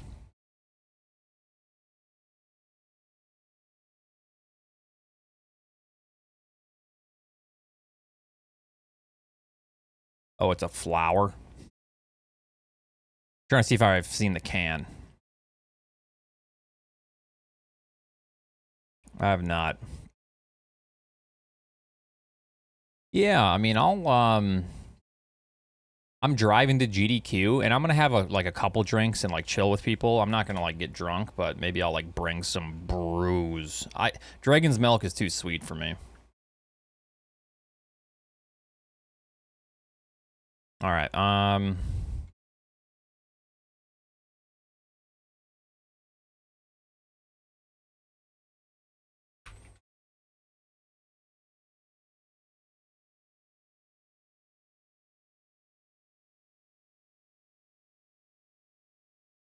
Dang, while driving? Yeah, totally, guys. That's what I meant.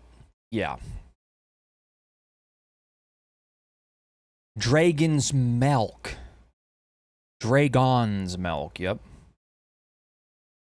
It's a shrimp beer.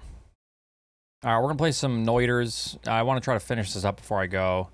I was thinking about doing something else, or seeing if people want to do a map rando race or something. I'm starting to feel a little bit sick. Oh, Hey, bed. New here. Hope these fast runs go good for you, D. Oh, I'm not even doing SM anymore. He's gonna refund. Oh, shit. Thank you so much, Obed, for the 5,192 bits. Thank you. Refunded. No, I need that money.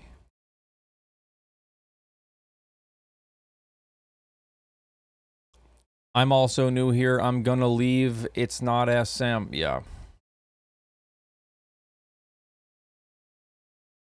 Well, normally new people that come are like,